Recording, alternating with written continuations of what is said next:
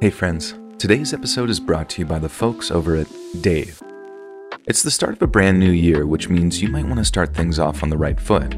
You might be considering budget revisions or maybe tackling that looming debt, but you can't always plan for the unexpected. And that's where Dave can help you. Dave is the banking app helping their customers build a better financial future. They can get you up to $500 instantly with their extra cash feature, and you don't even need to bank with Dave to get it. All you gotta do is link your normal bank account to get your extra cash account. Just head over to dave.com/letsread and sign up for an extra cash account and get up to $500 instantly. There tends to be a small fee for using these types of services, and there are no credit checks or late fees, and no interest is charged on the instant extra cash you use. All you need is a phone and an email, and you're good to go. Dave is open, honest, and straightforward, and puts its members' financial interests first. So, if you're in need of some extra cash going into 2023, head over to dave.com/letsread and sign up for an extra cash account and get up to $500 instantly. For terms and conditions, go to dave.com/legal. Instant transfer fees apply. Banking provided by Evolve, member FDIC. And now, without further ado, on with today's stories.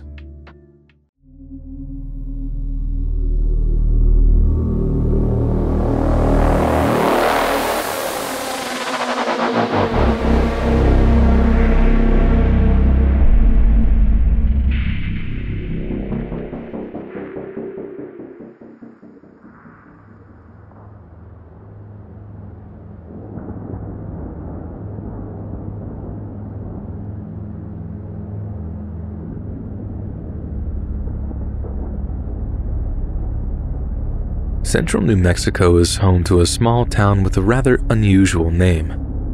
Originally called Hot Springs, the town changed its name in 1950 after a popular radio host announced that he would air the show's 10th anniversary episode from the first town that named itself after his radio show. So, on March 31st of 1950, Hot Springs officially changed its name to Truth or Consequences, and the program's 10th anniversary show was held there the following night. Truth or Consequences, or TRC as it's sometimes called, was home to only 4,700 citizens back then, and the population hasn't exactly ballooned since, but as of 1970, the population has been steadily on the rise. However, between the years of 2000 and 2010, the town saw its first population decline in more than 40 years, with almost 1,000 people picking up sticks and moving elsewhere. So what could be to blame for such a drastic drop in the population? Well, it might have something to do with a man named David Parker Ray.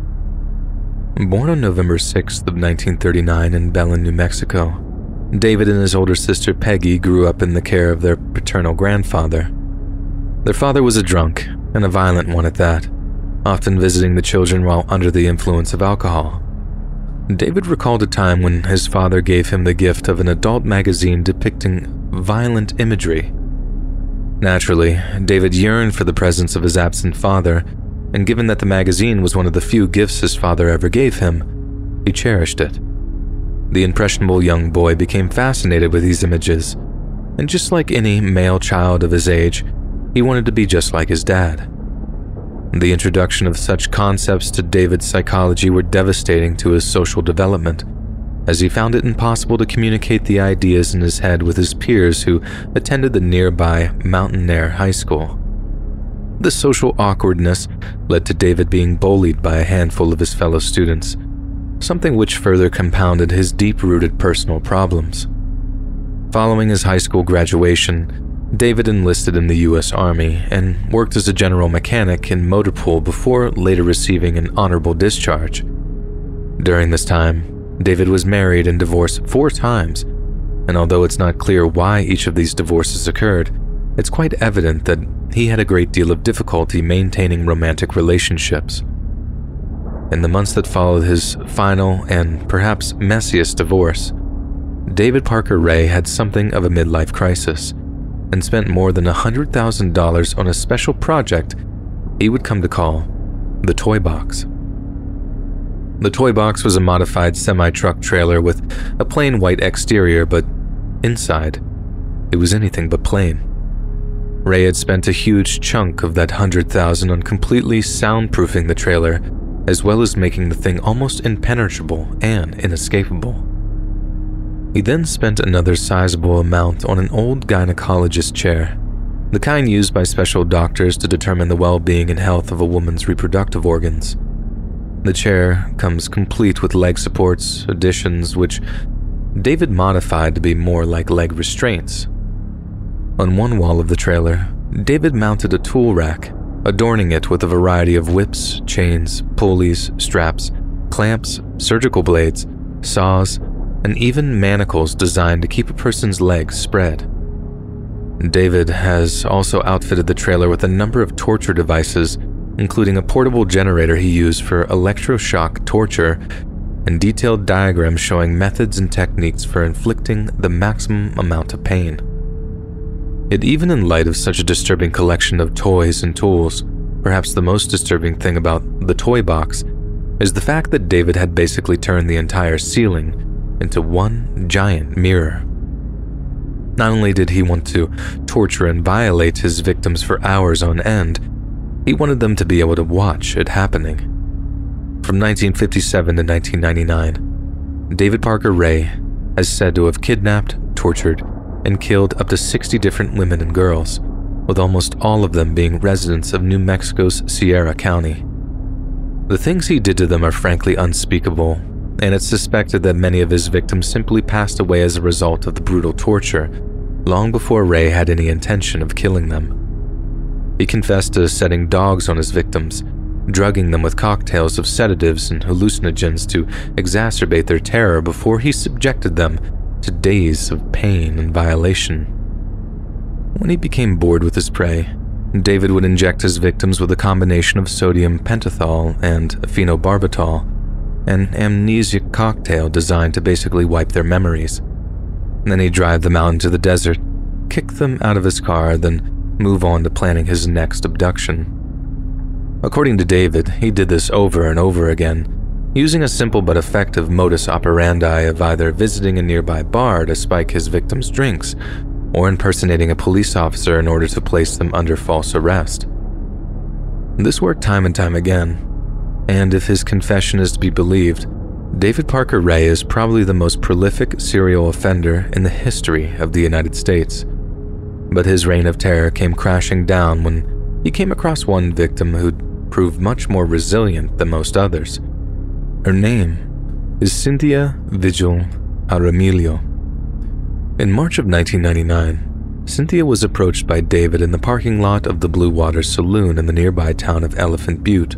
Now, I'm not casting any aspersions on Cynthia or the choices of her past, but it's a good chance that she said yes when David asked if she'd sleep with him for money, as she didn't struggle or complain when he announced that he was an undercover police officer and that she was under arrest for the solicitation of being an escort. And David then placed Cynthia in the back of his car, where she must have assumed he was about to drive her to a nearby police precinct, so we can only imagine her horror when she realized she was being taken to Truth or Consequences and the toy box that lay hidden in plain sight. If Cynthia didn't start to resist when she saw the trailer, she most certainly freaked out once she laid her eyes on the horrors inside it. Then, either using some kind of sedative or by using brute force, Ray knocked Cynthia out and then got to work restraining her in the modified gynecologist chair. When Cynthia woke up, she heard the sound of a tape recorder playing a pre-recorded message. It was the voice of David Parker Ray. "Hello there," the tape said. "Are you comfortable right now?" "I doubt it. Wrists and ankles chained, gagged, blindfolded, disoriented and scared too, I would imagine. Perfectly normal under the circumstances. But for a little while at least, you need to get yourself together and listen to this tape. I'm going to tell you in detail why you've been kidnapped and what's going to happen to you and how long you'll be here. I don't know the exact details of your capture," he continued, "because this tape is being created in July 23rd of 1993 as a general advisory tape for future female captives, but it's based on my experience dealing with captives over a period of several years. Now, You are obviously here against your will and you're either very scared or very angry. I'm sure that you've already tried to get your wrists and ankles loose, but you can't, because you've been snatched and brought here for us to train and use you as a slave. Sounds kind of far out, right? And I suppose it is to the uninitiated, but we do it all the time. It's going to take a lot of adjustment on your part, and you're not going to like it. But I don't care about that. You're going to be kept chained up like an animal and used until such a time as we see fit.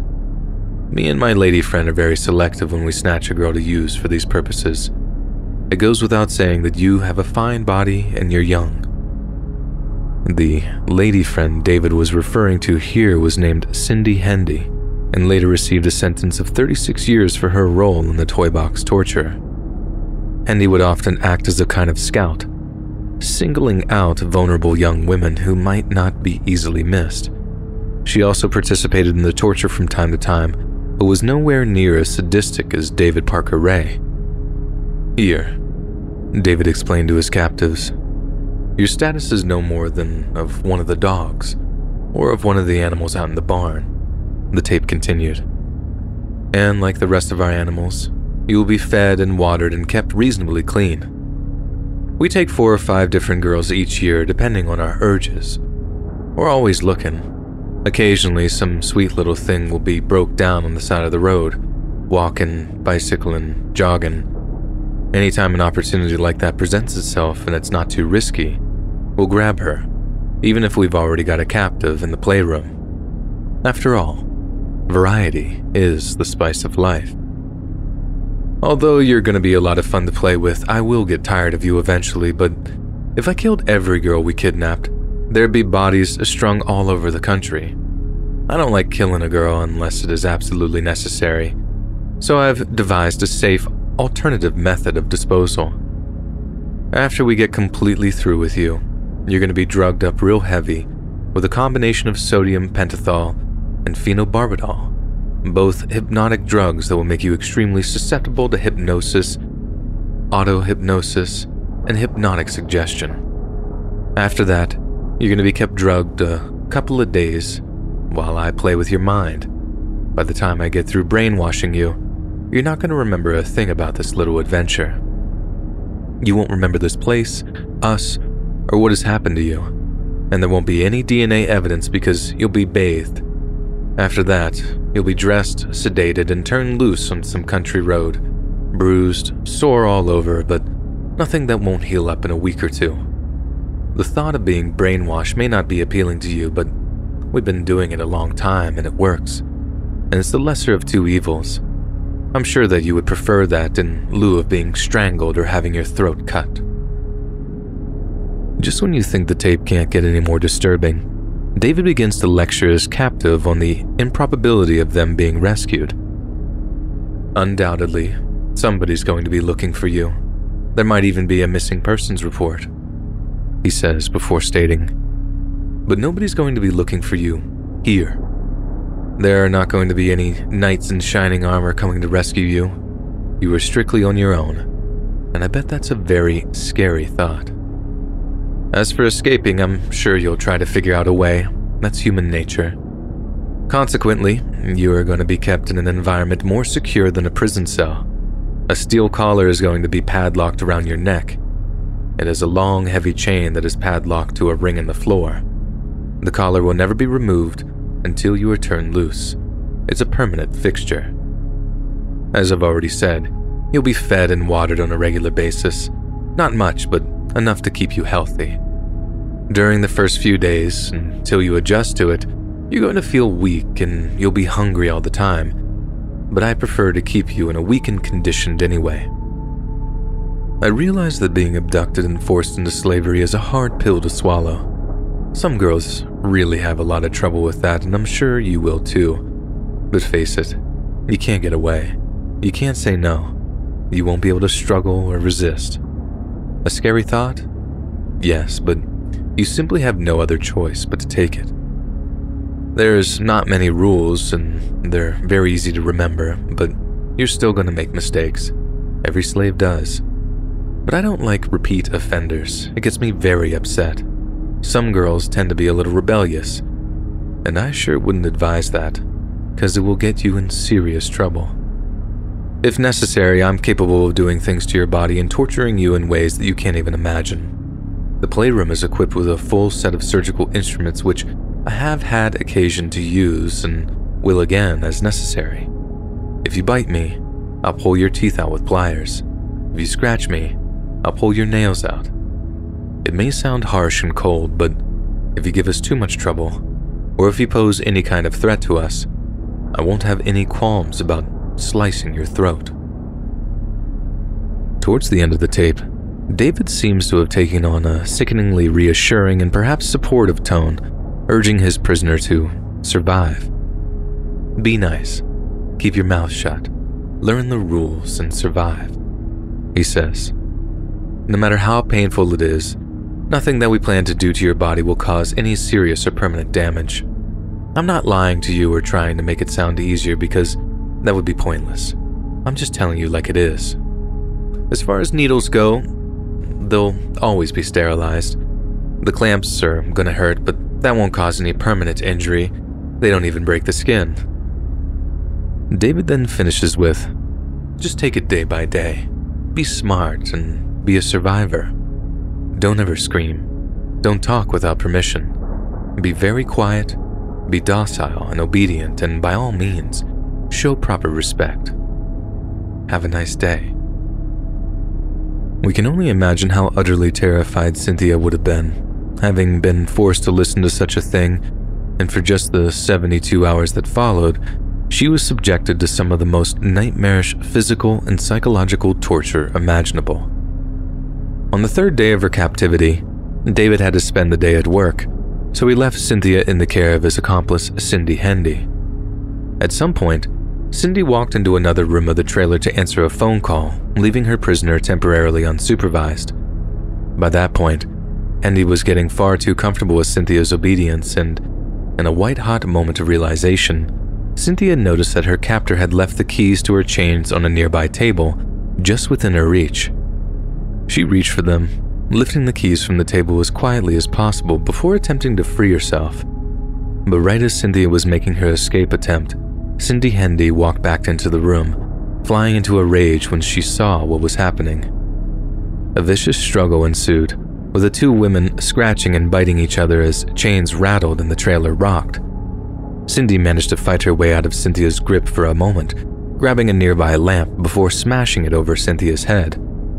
The captive woman was dazed and bloodied, but in the brief reprieve, she too had managed to grab a weapon, and when Cindy lunged at her again, Cynthia plunged an ice pick into her captor's neck.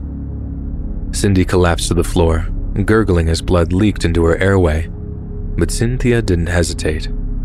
She unlocked her chains, took the padlocks off the door to the toy box, then hurtled towards the nearest highway wearing nothing but that steel slave collar that David had forced on her. Cynthia soon arrived at the home of a good Samaritan who took her in, called the cops, then consoled her while they waited for them to arrive.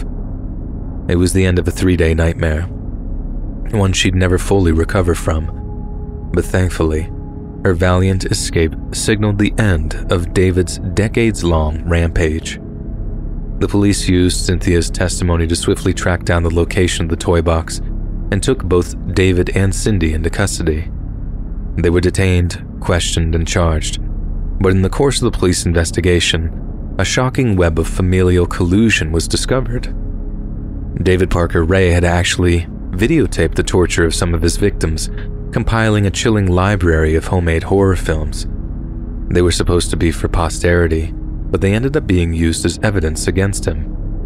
One of the girls on a videotape from 1996 was found to be named Kelly Garrett, who police managed to track down thanks to the tattoo on her ankle. Kelly then told police that on the night she'd been abducted, she had a fight with her husband and decided to go out drinking with friends. One of these friends was named Jessie, and Jessie just so happened to be the daughter of David Parker Ray. Not only was Jessie the daughter of David, she was also his accomplice, and she later admitted to deliberately taking Kelly to the Blue Water Saloon, her father's favorite hunting grounds. While they were there, Jesse drugged Kelly's drink with intoxicants provided by her father, and as Kelly staggered outside feeling nauseous and woozy, she was rendered unconscious by a blow from behind. After days of torture, Kelly only escaped because David believed he'd crossed the line and tortured his victim to death. However, upon noticing that she was still breathing, he slashed her throat, then dumped her body unceremoniously at the side of the road.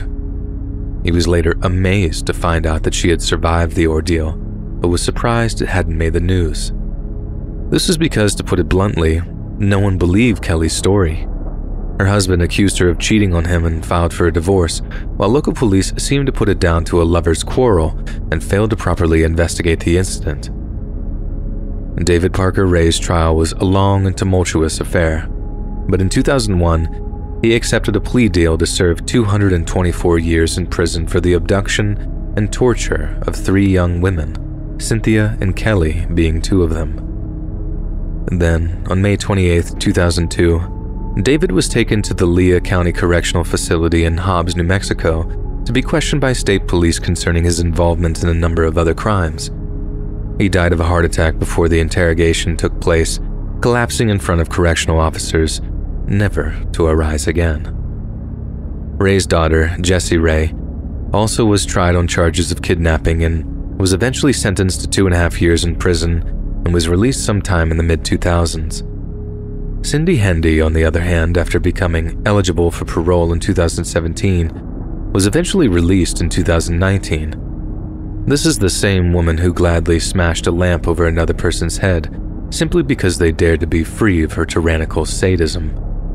And now, she's free to walk the streets, the same streets that are walked by those she chose to victimize.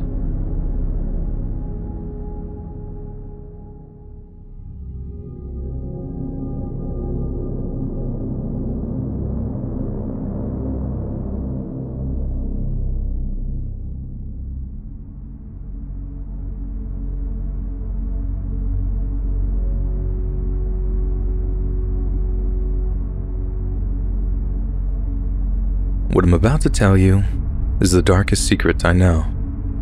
I'm from a little town in the Midwest, and in that town is a cute little chapel. In the back of that cutesy little chapel, there's a small memorial to a family of 4, murdered by mysterious transients who were never caught. They were all home one night when this guy broke in, then he killed the entire family while they slept. Mom, dad, son, and daughter, all dead within just a few minutes of each other. As you can probably guess, the murders absolutely devastated our small town. I was only in elementary school when it happened, but I can still remember the vigil, the funeral, and the ceremony that surrounded the unveiling of the chapel's memorial. It was a completely random, avoidable tragedy, an act of malice perpetrated on us by some shadowy outside evil. Only, that's not what actually happened. What really happened is like an open secret, something we all know but no one ever says out loud. It's like that because we need to protect our community. At least, that's what I was told, but I'm not sure how lying about it actually helps us. It's just a veneer, a phony facade of small-town tranquility. What's the point of pretending we're a quiet, happy town when the reality is far from it?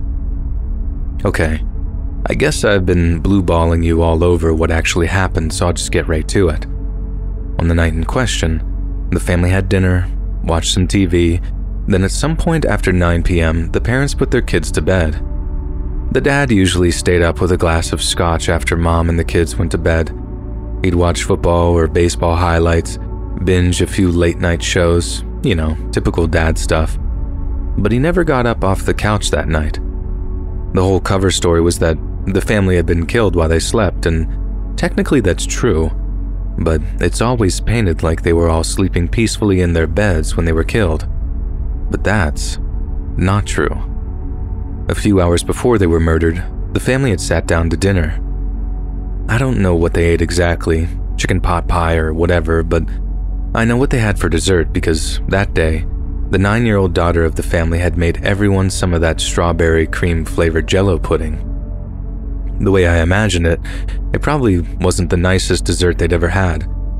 geez, if my kid appeared to show a passion for cooking, baking, really anything, I'd feign enthusiasm and clear my plate. Who cares if they got the powder to milk ratio off by a little or used a whole bunch of extra sugar when there's already a ton in there? Only, the reason it tasted off is because the 9-year-old girl had poured in a ton of NyQuil Max Strength into the pudding mix. I don't know exactly how much she put in there or how much the parents and brother actually ate, but it was enough to pretty much knock them out so the daughter could put her little plan of hers into action. You see, the reason why they never caught the mysterious transient hobo murderer that chose to randomly break in and murder the family is because there never was one. After her family were all passed out, the little girl went into the kitchen and took a big old knife out of a drawer or a block. She then walked into the TV room where her dad was asleep on the couch and cut his throat. From what I was told, she cut his throat so deep and wide that he couldn't scream. All he could do was put his hands to the wound, wonder why. But he would have been dead in mere minutes. After that, she went upstairs and did the same to her mother and brother. Just opened them up right there in their beds. This all happened on a Friday night, by the way, and no one even suspected anything had happened until Sunday morning when none of the family showed up to church. But even then, they might have their reasons not to attend. Could have been out of town visiting family, maybe a spur-of-the-moment vacation. Besides, this is the kind of town where everyone knows each other's business, but they also know well enough to stay out of each other's business, if that makes any sense. The point is, no one visited this family's house until Monday afternoon, like 50-something hours after the murders had occurred. The kids hadn't shown up at school, the parents hadn't shown up at their jobs, and from what I understand, the cops basically spent the morning piecing together until they realized the whole family was missing. Obviously, the first place to check out was the house itself, so a couple of sheriff deputies roll up to check in on them. What they found is pretty hotly disputed among our town's residents, and depending on who you talk to about it, one of three things happened. The first scenario is that the 9-year-old daughter had taken their own life after the gravity of what she did set in. After that, the whole thing was covered up just to avoid all the painful media attention a case like that might get. That's the simplest explanation, and I know Occam's razor tells us that's the one we should believe, but that's not what I think happened. I understand why people might want to cover it up. Having something terrible like that get out into the news would tear a small town like ours apart. But terrible crimes like that happen way more than we'd like to acknowledge, and the news always gets out. So, what was so terrible about these murders? I mean, even worse than they already were, that made people actually keep quiet about it. Like even in my case, I think I might be the first person to tell an outsider this stuff, maybe ever, but even so, the culture of silence that seems to be like encoded into our DNA, it means I can't quite bring myself to give you the names, dates, or places. And that's because all the fallout, the media circus, maybe even the prison sentences handed out, they all be on my head. But anyway, back to the stuff I think might have happened. The first alternative theory is that when the cops broke in, the girl made like she was the lone survivor, tricked the cops into getting close to her, then tried to attack them. The cops tried to safely detain her, but she had that same knife she'd used to kill her parents, and in the chaos, one of them just shot her. At least that's what I think. Definitely the less inflammatory of the two alternative theories, but not the one that makes the most sense to me. I buy a trigger-happy rookie who just saw the knife and opted for self-preservation, but not being able to restrain a 9-year-old girl. Seriously? I don't know. No one who propagates that theory was anywhere near the family's house to be able to hear any gunshot, and trigger-happy noob cop or not, I refuse to believe they wouldn't call for EMTs after they just shot a 9-year-old. Then, once county EMTs are involved, the chance at a cover-up is long gone because there's a whole bunch of paperwork involved. And then, there's a second alternative theory, the one where the EMTs don't get called because everyone's already dead when the cops enter the house. No one saw the 9-year-old daughter at any point that weekend, meaning she didn't leave the house to buy groceries, visit the diner, nothing like that. So, what was she eating? And how did she die? According to some, the answer to both questions is pretty messed up, and the worst thing, they're the same answer. The 9-year-old died after attempting to eat the body of her dead father. She died because trying to eat her own dad made her sick enough to not be able to hold anything down, water included. I'm not a doctor, so I can't exactly say how that would actually kill a person, maybe dehydration, but by the time the cop kicked down the family's back door on that Monday afternoon, the little girl was dead, lying in a puddle of her own vomit and liquid feces. I know it's an awfully convenient coincidence that both officers who found the family retired and moved out of town shortly afterward, how the only two people who knew the truth just packed up and left without leaving behind any means of reaching them. But at the same time, I can see why two young small-town cops just couldn't handle what they saw that day. I mean, if the second alternative theory really is to be believed, seeing something like that would be enough to drive you mad. As you can imagine, this isn't something I can really talk about with many people. Me and my high school friends used to talk about it every so often, but always in hushed tones and never out in public where older folks might hear us. And now that my parents have passed and I live, well, someplace else, it's not like I can just roll back into town and start asking questions. They'll just put up that same wall of silence that I saw whenever anyone asks what happened. Darn tragedy, such a shame. Hope they catch the guy one day, they'll say. Then one day, when everyone who knows the truth is dead, the comforting lies they told about their murders will become just another version of the truth. All that evil that found its way into the body of a 9-year-old girl will all just be forgotten. And maybe, just maybe, that's exactly what needs to happen.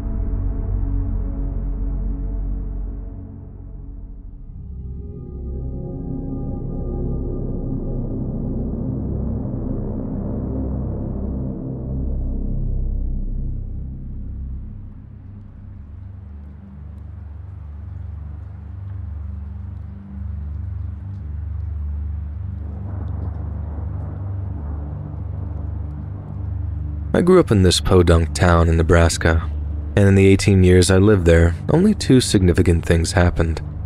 The first thing, and probably the best thing, is that I was born. I know, you're all very welcome. But the second, and perhaps the worst thing that ever happened in our town, was when Kevin Meyer set his garage on fire. Or rather, maybe what Kevin did constituted the worst thing that never happened to our town, and if that doesn't make any sense, bear with me. All will become clear over the course of the next few paragraphs. So it was a Sunday night, and I was in my freshman year of high school at the time, so still at that age when me and my friends would go out on our bikes for an evening. You know, good old wholesome fun. We're just riding around when we see another kid from our class riding down the street at top speed. We stop to say hey, and in between panting breaths, the kid's like, "Oh my god, guys, the Myers garage is on fire, come look." We then hurtled down the street at full speed, following the kid from our class until we're faced with this raging inferno that used to be the Myers family garage. Only, right as we get there, we're immediately told to keep back by the cops and firefighters on scene. We thought we were already at a safe distance, so we're kind of confused but did as we're told. Only then we start hearing all these pops and bangs coming from the garage, and the firefighters trying to put the flames out suddenly ran for cover. I had no idea what was causing the little bangs, but if it was scaring the cops and the firefighters, then I figured I should have been scared of it too. I actually thought the Meyer house was about to explode or something, and so did my buddies, so we had no problem getting out of there quick, riding home and telling our parents about it. The next morning at school, all the kids were talking about the fire, mainly because Kevin Meyer hadn't showed up to any of his classes. Some kids were spreading rumors saying they'd seen the paramedics loading him up onto an ambulance, and he was so badly burned that he was just a smoldering husk. Others said that he and his parents had gone to live with relatives since the fire had made their house basically unlivable, which is the story I believe because I figured there'd be actual confirmation if anyone had died. But then the next morning, there was confirmation. News reports said that firefighters had recovered one body from the burned-out garage, while the surviving family members were staying with relatives and had asked the media to give them some space. So, on that Tuesday, we knew someone had died, but we had no idea exactly who. The Myers had 3 generations living in that house, and Kevin was one of 4 kids. A bunch more rumors began swirling, and it was only the following day when our high school principal called us all in for a special assembly that we actually got any concrete answers. I remember the whole school filing into the gymnasium where the county sheriff and a handful of deputies were all stood in front of the bleachers, each of them with a real serious look on their faces. Once we were all seated, the principal opened up by saying that the county sheriff had something important to talk to us about. And as he stepped forward and took his hat off, I swear you could have heard a pin drop. We knew it was going to be something about the Meyer family, but exactly what it was, I'd swear I'd never have guessed in a million years. I'm not about to pretend I can remember what the guy said word for word. This all happened almost 20 years ago now, but this is basically the gist of it. Folks, you've all heard about the fire over at the Meyer place, and I'm sure you've all heard about the tragic loss of life. Well, I'm sorry to have to be the one to tell you, but your classmate Kevin was the one who passed. There was a kind of rolling gasp across the gym, and the sheriff paused for a second before continuing. Now, we're still trying to figure out how the fire started, so we're inviting anyone with any information on Kevin to please step forward. You don't have to do it now. You can call my office whenever you like, and we can have a more discreet conversation. Please, if you have anything to tell us about any strange or unusual behavior Kevin exhibited in the days before the fire, I implore you to step forward. That was the first clue we had that something was really wrong. I guess they wanted to handle the whole thing with kid gloves, and I can totally understand why they might want to shield us from what they already knew. The initial reaction was one of total shock and grief. Kids were horrified that one of their own had died in such a horrible way. But if the cops had told us what they'd really found in there, I don't think people would have been nearly as sad. More like angry. It took 2 more days for the truth to come out, and by that time, the town had decided to defer responsibility to our parents. There was a town meeting, I remember that, because my parents asked me to do my chores before they returned, and all they did was play Perfect Dark for like 2 hours. When they got home, I thought they'd be mad that I hadn't even put a dent into any of the stuff I had to do, but they weren't mad. They had these weird but sad, but intense looks on their faces, exactly the same ones they had when my grandpa died suddenly. They sit me down in the TV room and ask how well I knew Kevin. I tell them not much, that I had Spanish class with him, but that we never talked. They then start asking me a bunch of other questions, if Kevin ever got mad at me, if I liked him, stuff like that. In the end, I just straight up told them it was obvious they knew something about Kevin, and that I'd rather they just told me that it was him taking his own life or something because I was old enough to handle the truth. Turns out, I was not old enough to handle the truth. Kevin hadn't taken his own life. He'd accidentally blown himself up trying to make a bomb. Apparently, he wanted to test his method out by making a test model. But as he was putting it together, he somehow detonated the thing and made it enough of a bang to kill him before setting his garage on fire. At first, it had looked like he might have just been a firebug, like a pyromaniac, and he was just screwing around with an accelerant or something. That's why it took a few days for the cops to be sure of what happened. They had to go over the burned-out garage and go through Kevin's stuff to try and work out why he did it. The cops then found a journal Kevin had been keeping, one where he'd basically laid out his plan to build a bomb, then put it under the church one Sunday morning while it was full of families. The cops wouldn't say exactly what the rest of the journal consisted of, only that it made for highly disturbing reading. and that there were several references to the Columbine massacre of the year before. Mom was crying by the end of the talk, and Dad was the most shaken up I'd ever seen him. That kid wanted to kill almost the entire town, and let me tell you, if he'd hit the church around the upcoming Veterans Day service, he'd have killed like 90% of the people in our town, all in one fiery blast. And the most I ever got for an explanation was just, the kid wanted to hurt people, or he wasn't right. No one really bullied the kid or gave him a hard time. He was just crazy, I guess. But I also thank God that he wasn't smarter and that he didn't put a little more research in or take a little more care. Because if he had, he might have wiped our entire town right off the map.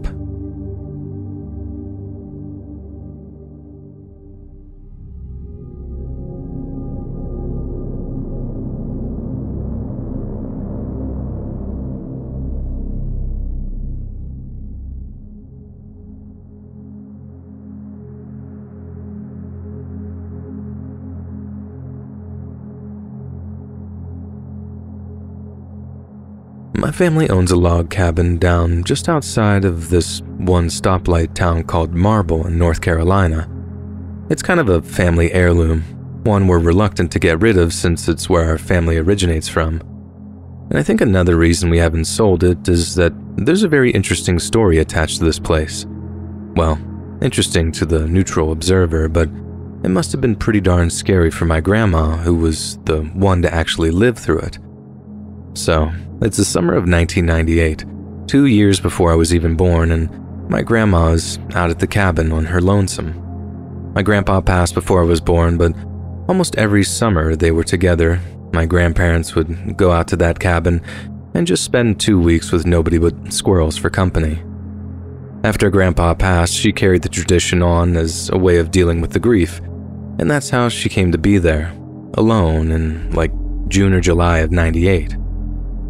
Now, she didn't have a TV out there, but she did have an old radio she used to listen to her old radio plays on some now old defunct station. This station, like most others, used to take little breaks for news broadcasts, and one day, she hears about these bombs that had been going off in Georgia and Alabama. The cops had a suspect they wanted to talk to, but he'd gone on the run and was possibly hiding out in the hills of his home state of, you guessed it, North Carolina.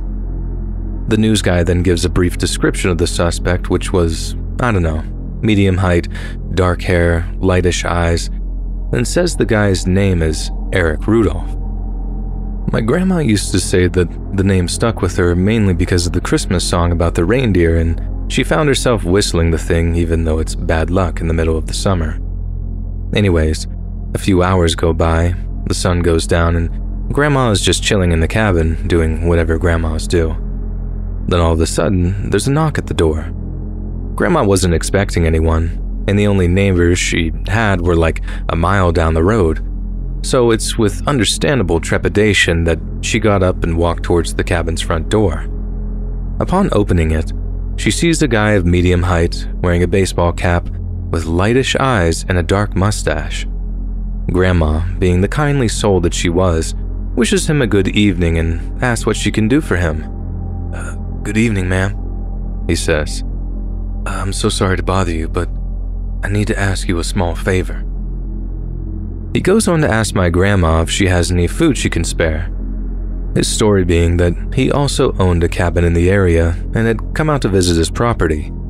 Only because he'd set off after work and forgot to pick up groceries for his cabin, he ended up being without food for the night. The way Grandma tells it, the guy was just so darn polite with her that she just instinctually invited him inside without really thinking it through. She usually kept her pantry stocked with all kinds of dried and canned goods, so she always had something to spare. And she says filling up this guy's backpack with jerky and peaches when she looks up at him and stops. "I didn't catch your name," Grandma said. "My name's Bobby, ma'am." "Bobby what?" Grandma asked. "Bobby Randolph," the guy replied. "Randolph. She said that name rang alarm bells in her mind. It wasn't quite Rudolph, but it was awful close. Close enough for her to get this real bad feeling down in the pit of her stomach. Bearing in mind, this is way before cell phones, and the cabin didn't even have a landline connection to it. The most effective form of outside communication Grandma had was a freaking flare gun. And if her situation was as bad as she thought it was, a flare gun wasn't quite going to cut it.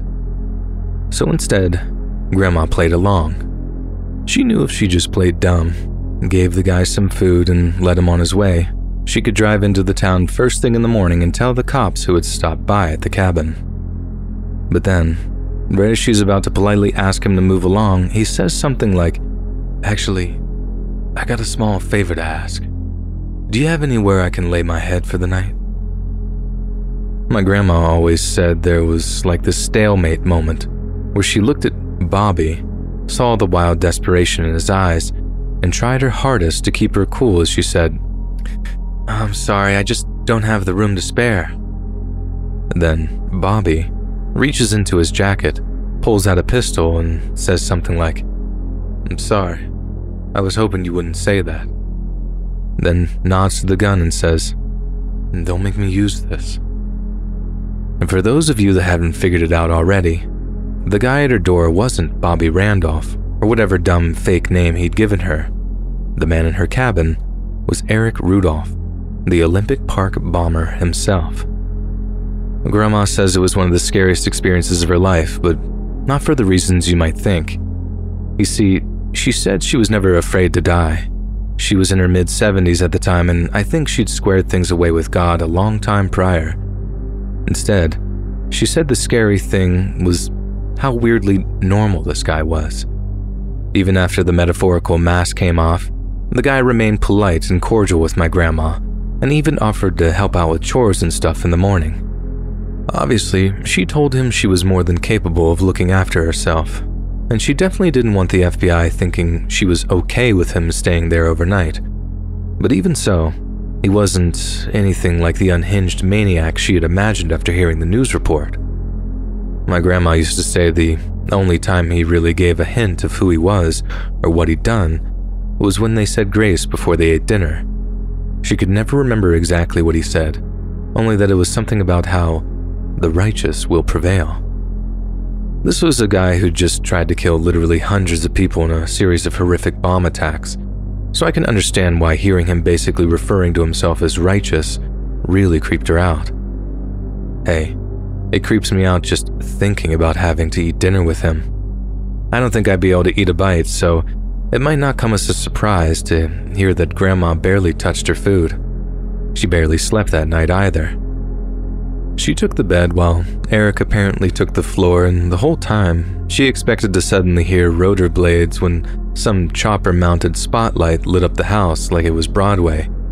But nope. No FBI guy showed up, and she says she must have nodded off in the end because all of a sudden, it's light outside, and Eric is nowhere to be seen. She said she was so exhausted from that whole thing that for a second, she wandered around the cabin like, did I dream that? And then she finds this note on a countertop, one scribbled in pencil that just said, "Thank you, God bless." And she knew it had actually happened. I know this isn't your typical scary story because despite having to share her cabin with a verified monster, I don't think my grandma was in any serious danger. Maybe if she tried to call the cops or something, maybe if she forced his hand, then maybe he'd have actually hurt her. But she was old. She was no actual threat to him, and he knew well that the cabin had no phone line and nothing like that, or he wouldn't have showed up there in the first place. She even said it herself. She wasn't scared to die, and she just sort of knew he wasn't about to hurt her. But like her, the thing that creeps me out and my sister out about Grandma's close encounter is how normal the guy seemed. We like to imagine that terrorists and people like them are these vile, evil, soulless monsters that just stew in their own hate all day. Maybe that's true for some of them, but the idea that the evilest of us are just like us, that's what really scares me.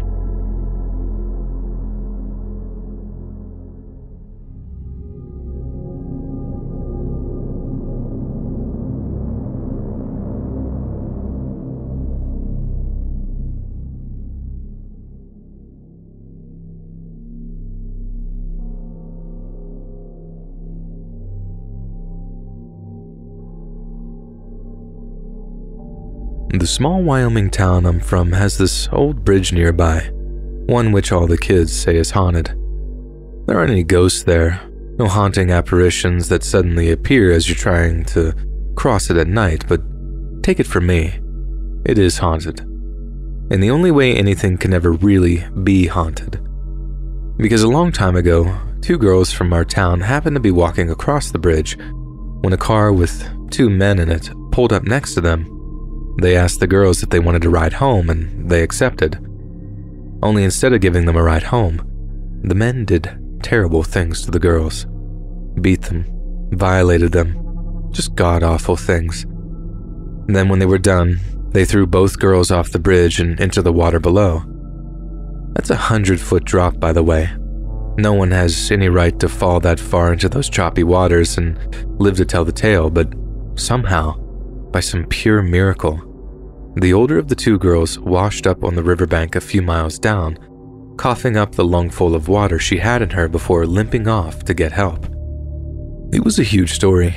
I mean, I was only just a kid at the time, but I remember the aftermath of it like it was yesterday.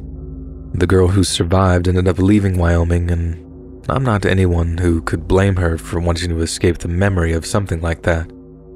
But then, years later, she came back. She had a husband, or maybe he was her boyfriend, but I know they had a kid with him and that it was probably hers. And at the time, I figured she maybe just gotten past what had happened to her and that she wanted her kids to be close to its grandparents or whatever. Everyone was glad to have her back, I remember that much, and for a while, the small family seemed to be settling in nicely. Then one day, I remember my wife getting a call from one of her friends she worked with down at the preschool. The surviving sister and her family had been out walking near the old bridge, and as her baby daddy had put it, one minute she was there, the next, she was gone. She'd come all the way home with her new family in tow. She had everything to live for. But one look at that drop down to the river, and all those horrible memories must have came rushing back to her. I think they call it survivor's guilt, when you just can't reconcile walking away from something that took a loved one or a friend. I've heard it's the same thing that drives military veterans to taking their own life, just thinking they deserve to live when someone dear to them didn't ever get to come home. To me, what happened out at that bridge, like 20-something years apart, it's scarier than any horror movie monster you can think of.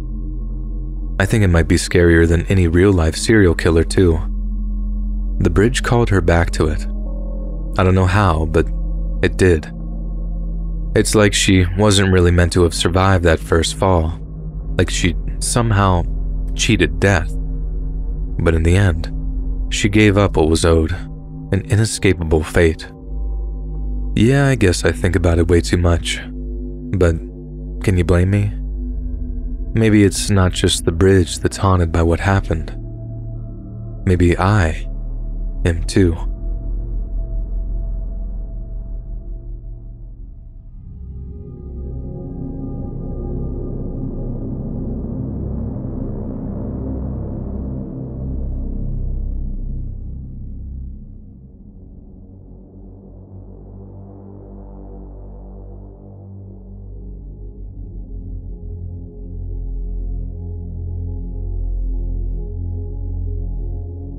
The story takes place in the late 90s.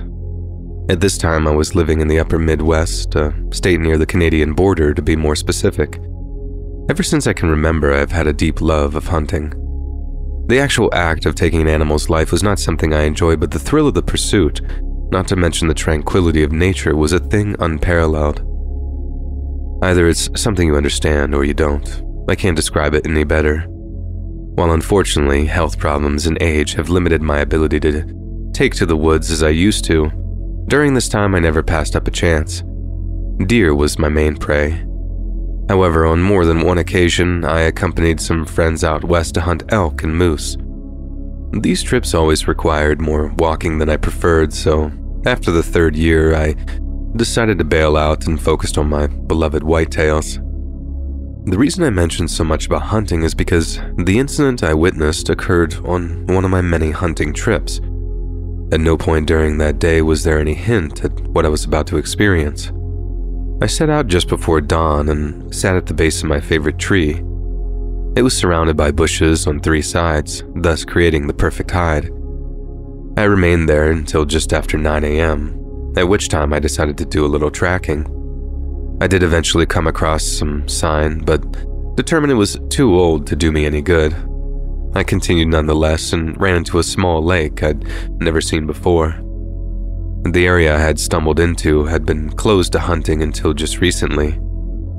Being the first man to hunt this land in God knows how long made this trip worth it regardless of whether I bagged a buck or not. The day this occurred just happened to be unseasonably warm. Happening upon the lake seemed like a divine gift, at least at first. Midday was generally accepted as a bad time to hunt. I figured I'd do just as the deer usually did and bed down for a while. I unloaded the round from the chamber and set my rifle against a large oak and approached the lake. I pulled my handkerchief from my vest pocket and squatted down to dip it in the hoped-for cool water. Now fully soaked, I raised it to my forehead and squeezed it. The water ran down my face and I instantly felt relieved. And there was another thing I noticed though. A strange smell emitted from the liquid. I paused and just assumed it was the sweaty bandana and continued cooling myself. While I was there, I figured I'd go ahead and top off my canteen. Just as I lowered it to fill, I caught sight of something alarming.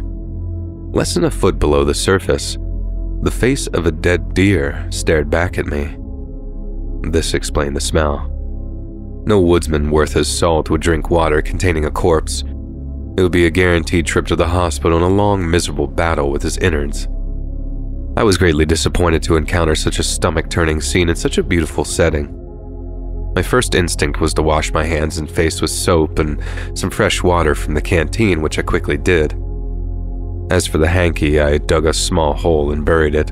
Certainly not a necessary measure, but I didn't want to take any chances. Now I was curious. I decided to walk around a little and examine the lake a tad closer. What I found was of great concern and more than a bit bewildering. With each step I took, I would see part of or all of a dead animal in the water. Just about every member of the animal kingdom currently inhabiting the US, and a few I couldn't identify, and they were rotting in that lake. More than a few beautiful large bucks lay just under the surface. One had such a large, luxurious rack it reached a good foot out of the water. And never before had I seen such a sight of carnage in my life. Briefly, I assumed they had been shot by poachers and disposed of, but at least the animals I could see clearly had no visible injuries. The longer I stayed there, the creepier my surroundings became. I could probably chalk that up to my mind getting to me, but it made no difference. I had to get away from that lake right then before I ended up taking a permanent nap alongside my fellow animal cousins. There was one thing I had to do first, though. I returned to my pack and dug through it until I came across a small glass vial I kept among my small accessories. As carefully as possible, I lowered it into the water and filled it. I closed it as tightly as possible and sealed it into an empty sandwich bag. Once again, I made sure to wash my hands well. I had a friend who was a well-respected professor at a nearby university, and my plan was to get him to test it, more for my curiosity than anything else. After my trip ended, I did just that. I gave him a brief description of what I'd seen and left him the sample. He promised to get it back to me when he could. Not once did he show concern. As usual, I returned to work, and time flew by. I wasn't able to get back to my buddy for another month or two, and on a quiet Saturday morning, I rang him up. I could tell he sounded a bit nervous. Initially, he tried to tell me that the sample was normal. It didn't seem right, but he was the pro, not me. I continued to describe how strange the scene had been. Small talk mainly, and soon he was trying to convince me to forget about it. The urgency in his voice bothered me greatly, but I did let it go. Perhaps there was something he wasn't prepared to say over the phone and some secret sciencey stuff, I don't know. I wasn't sure. The call soon ended, and I put that question on the back burner for the time being. Months had passed by, and I began to focus on more family-related things. Christmas was quickly approaching, and the family and me had lots of shopping to do. On one of these occasions, I caught sight of my old friend. I hadn't intended to grill him about anything in particular that morning. The two of us were less than 20 yards apart, and I called out to him. He visibly turned and made eye contact before turning just as quickly and hurrying away. I must admit I was a bit taken aback in the moment. We'd known one another for over 30 years, and he'd never avoided talking to me before. In fact, he was usually the fella to instigate a discussion. Despite being somewhat hurt about it, there wasn't much I could do. Another old friend had passed from my life. All well, so is the plight of man. That year quickly ran its course, along with another. 3 years passed until I was able to get back to that part of the woods. This morning would go much differently. As I broke through the trees, I believed myself to be lost. Surely I had to be lost. The surroundings had greatly changed in the years since. The massive pond or lake, whichever you chose to call it, was gone. There was small signs of the area past, but had you not known it, you wouldn't have picked them up. I did double-check my map to be certain of my location. My time in the army had transformed me from a middling to darn good navigator. The map I held in my hand even showed the once existing lake. There was no doubt. That stinky, horrid pool of death had disappeared. I can't say I was sad to see it go. Nonetheless, its disappearance was just as strange as its existence, perhaps even more so. From then on, I would follow a destructive path, one that only served to alienate and harm those close to me. In the many years since that whole nonsensical event took place, I still struggle with what I had encountered that morning. While a body of water being a source of death to those creatures around it is not unheard of, the events that unfolded in the months and years following are really confusing and agonizing to me. My friend and I may not have been as close as we once were, and perhaps forces in his life beyond his control drove us apart. But when a large body of water disappears into thin air with no reasonable explanation, that's a jump in reality I'm just not prepared to take. I'm not an excavator or engineer. Heck, I'm not even much of a gardener, but I do know one thing. It takes a lot of organization and equipment to fill in a natural lake in the middle of nowhere. It takes even more talent to make it look like it never happened. Somebody, somewhere, wanted that cursed body of water to be gone and forgotten. Their identity will more than likely never be known to anyone outside their group, nor do I think of this little puzzle of mine matters much in the overall scheme of things. Nonetheless, I couldn't allow it to slip away unnoted into the depths of history. Now that I'm a sick old man with no one left to tell my story, I'm putting pen to paper. Included with my account is the original map showing the location of the Phantom Lake. To whatever poor soul discovers this envelope, I beg you don't repeat the same mistakes I made. You may be the new keeper of this information, but it doesn't mean you must share it. I advise you to keep your mouth shut and play nice. I regret that I didn't. You may be left in peace if you do. Ultimately, what you choose to do with this story is solely up to you. Regardless of your choice, I wish you luck, and may God protect you and the lives of all you hold dear.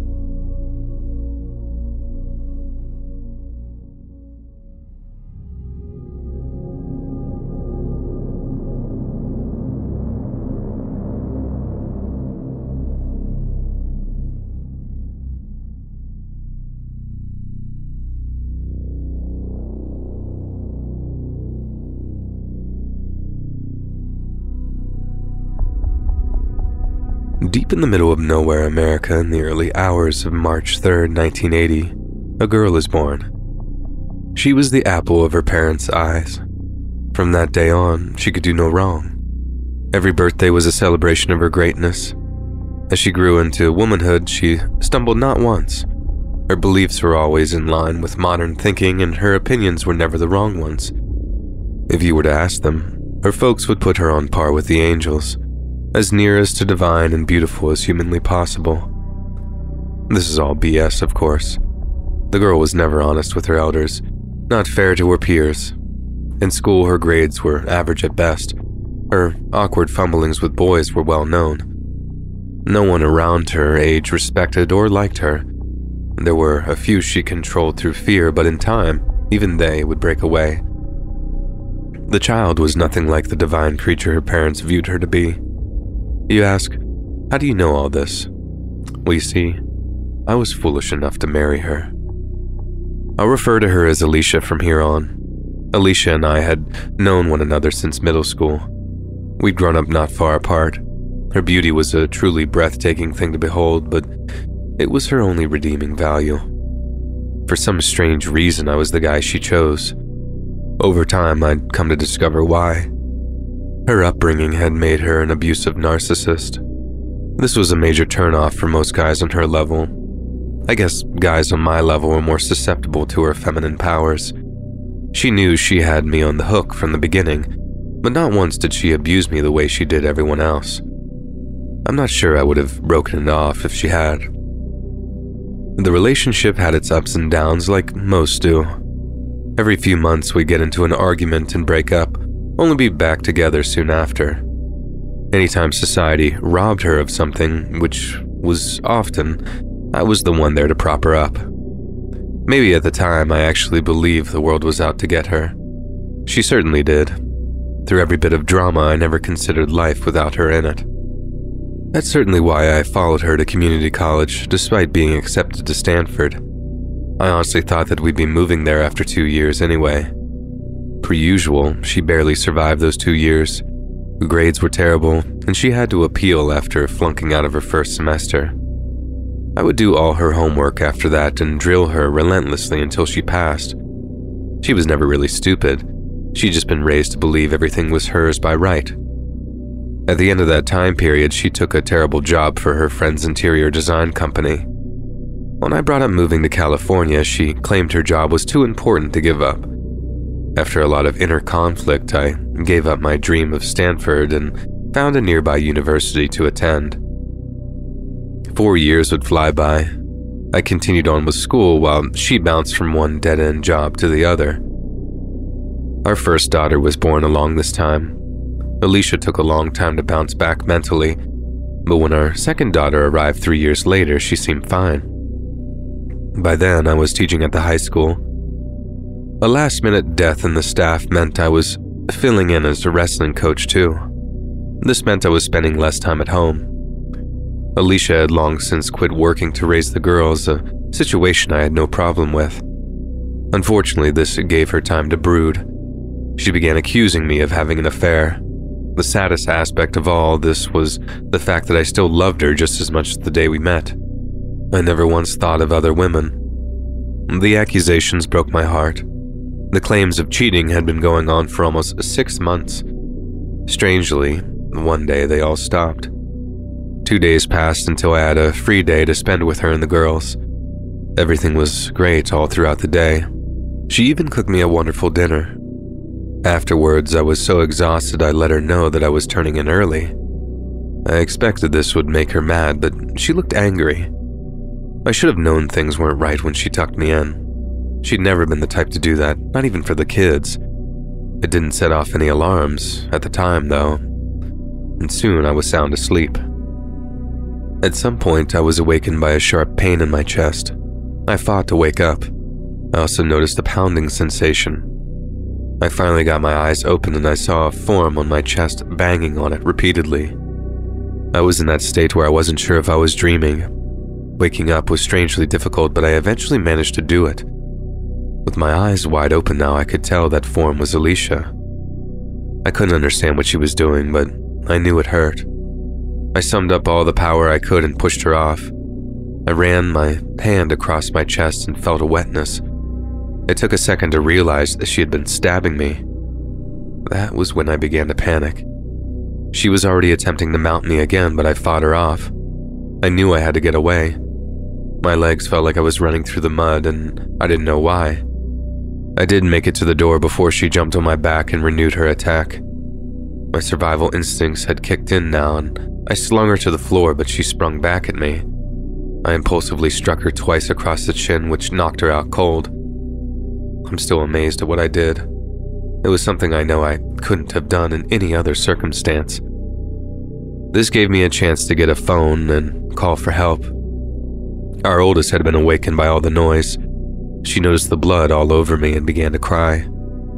I covered it up by saying I'd spilled ketchup on myself, and I'm not sure she bought it, but she did go back to bed when I asked her to.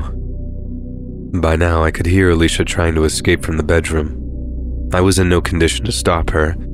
I now know she had drugged me. I ran into the hall bathroom and locked myself in. Only now did the blood loss begin to affect me.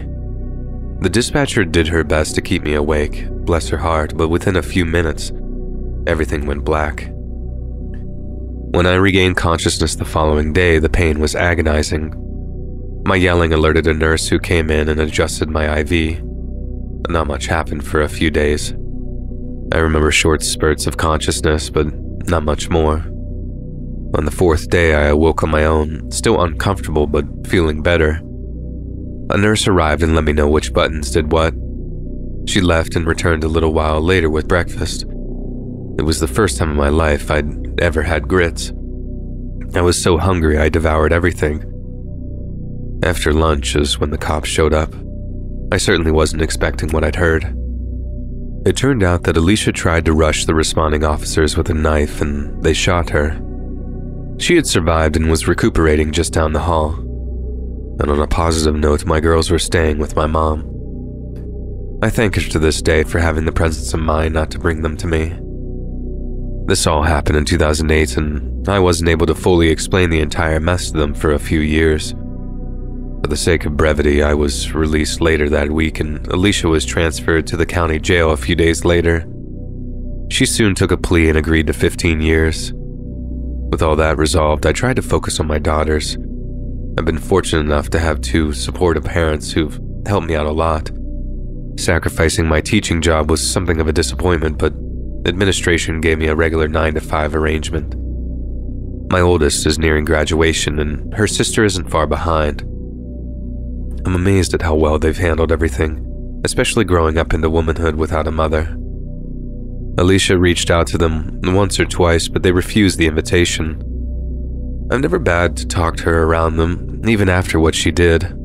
The choice had always been left up to them. At the end of the day, I think Alicia is the one who suffered the most from all of this. Listen, I'm not making her a victim. She was 100% responsible for her actions, but I know for a fact being away from her daughters was torture. The wounds she received never fully healed. The few times I did speak to her, she made mention of her constant pain. Then, just as she was nearing the end of her sentence, she contracted COVID and passed away. It definitely wasn't an ending anyone deserves. Not even her.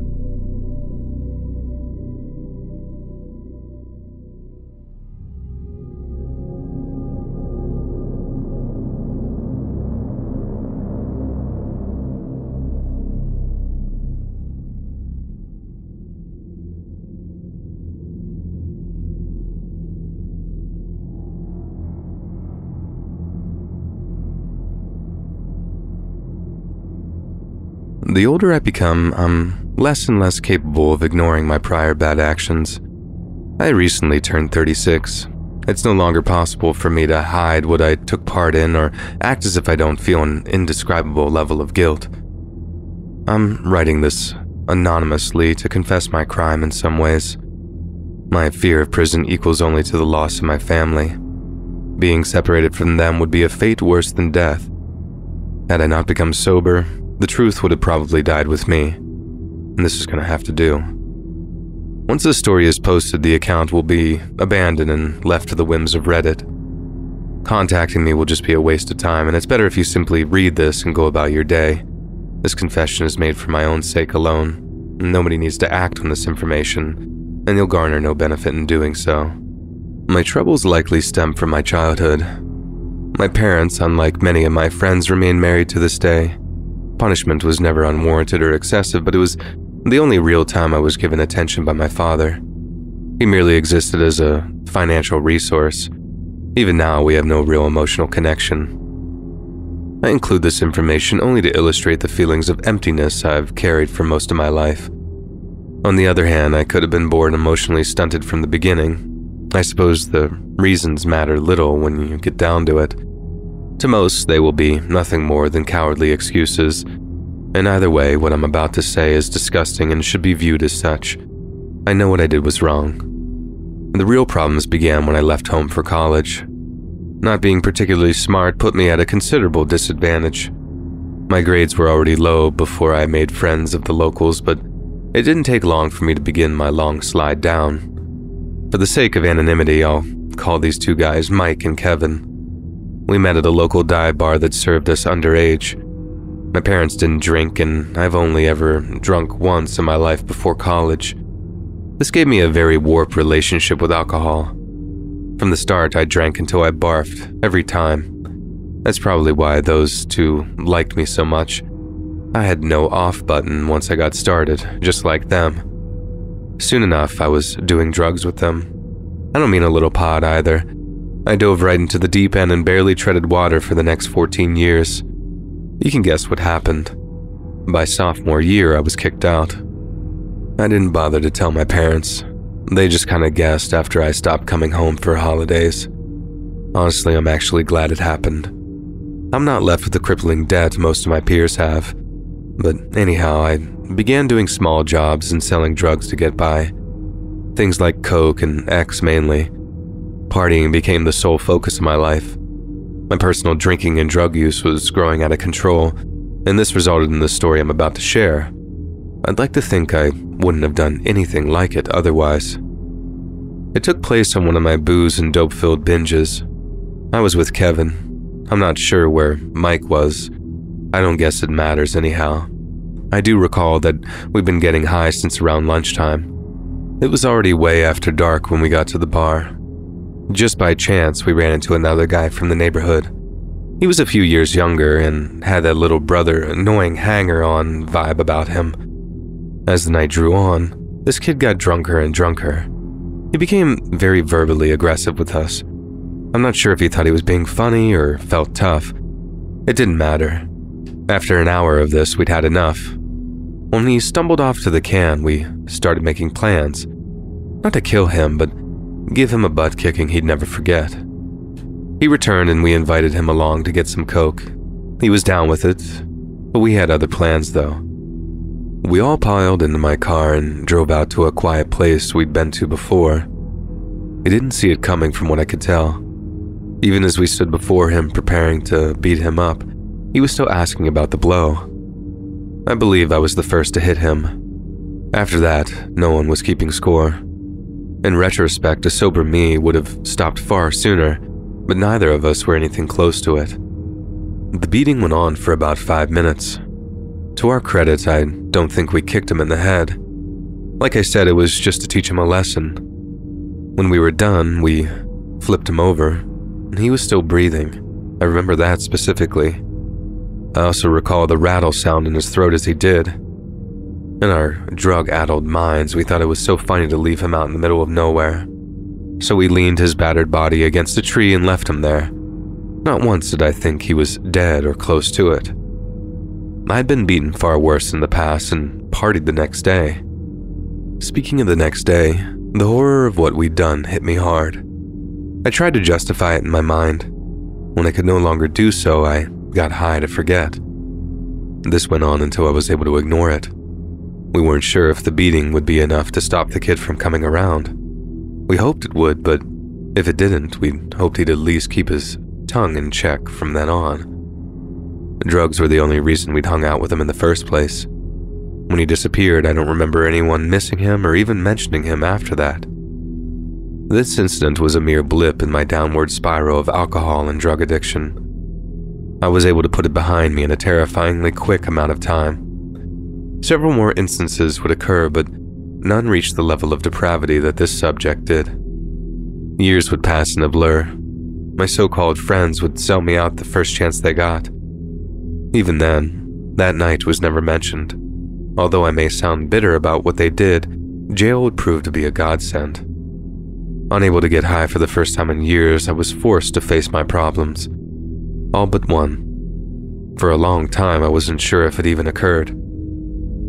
I know now this was just my brain's way of coping. Now that I've been clean for over 4 years, the truth of that night is becoming more transparent by the days. There hasn't been a night in the last year that I haven't relived it in my dreams.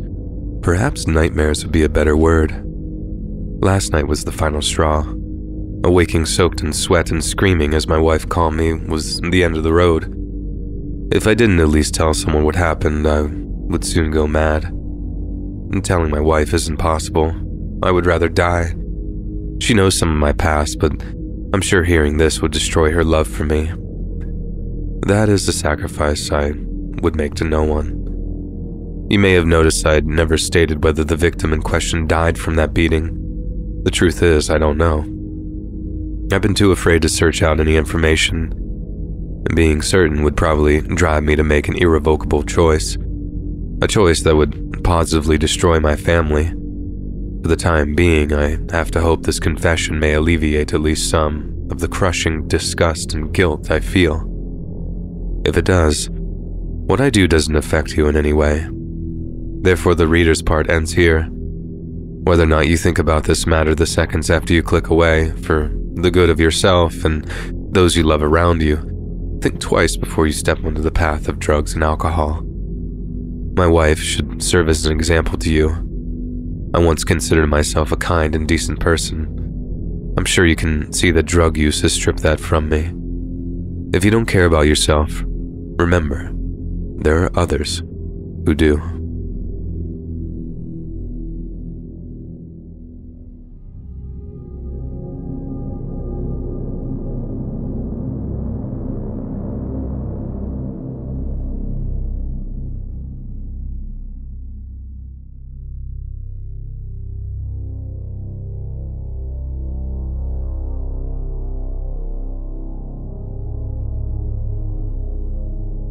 What follows happened to me in the summer of 2015.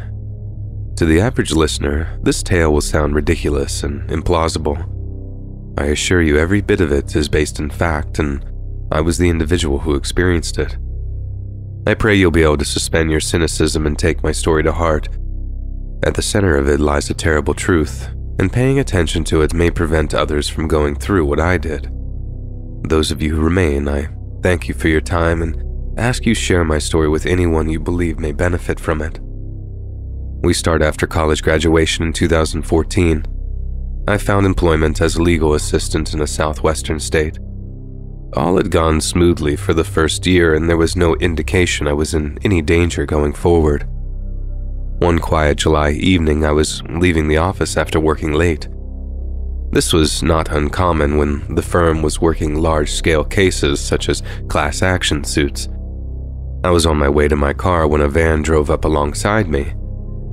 Two men wearing ski masks jumped out and held me while one put a fabric bag on my head. My hands were then zip-tied behind my back and I was hurled into the van. The entire incident couldn't have lasted more than 30 seconds. No one spoke as the van sped away, not even me. I was too terrified and didn't dare ask what was happening. Ignorance seemed preferable to certainty, if you get my drift. Several minutes passed until my captors began to talk among themselves. Unfortunately, they were speaking Spanish, a language I knew very little of at this point.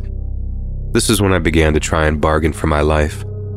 I'm almost completely resigned myself to the fact that I'd be violated, but dying wasn't something I wanted. I wasn't sure if they'd understand me, but I was sure going to try. Slowly and clearly as possible, I expressed my desire to live and reminded them that I could not identify them. Once they were done doing what they wanted, they could let me go without fear of being arrested. And just to be thorough, I added that I couldn't understand their language. This was when the van stopped moving. I heard the doors open and close. It appeared I was now alone while my captors discussed my fate outside. However, the longer I sat and listened, I could hear the breathing of another person. I began to call out to them, "Hello, hello."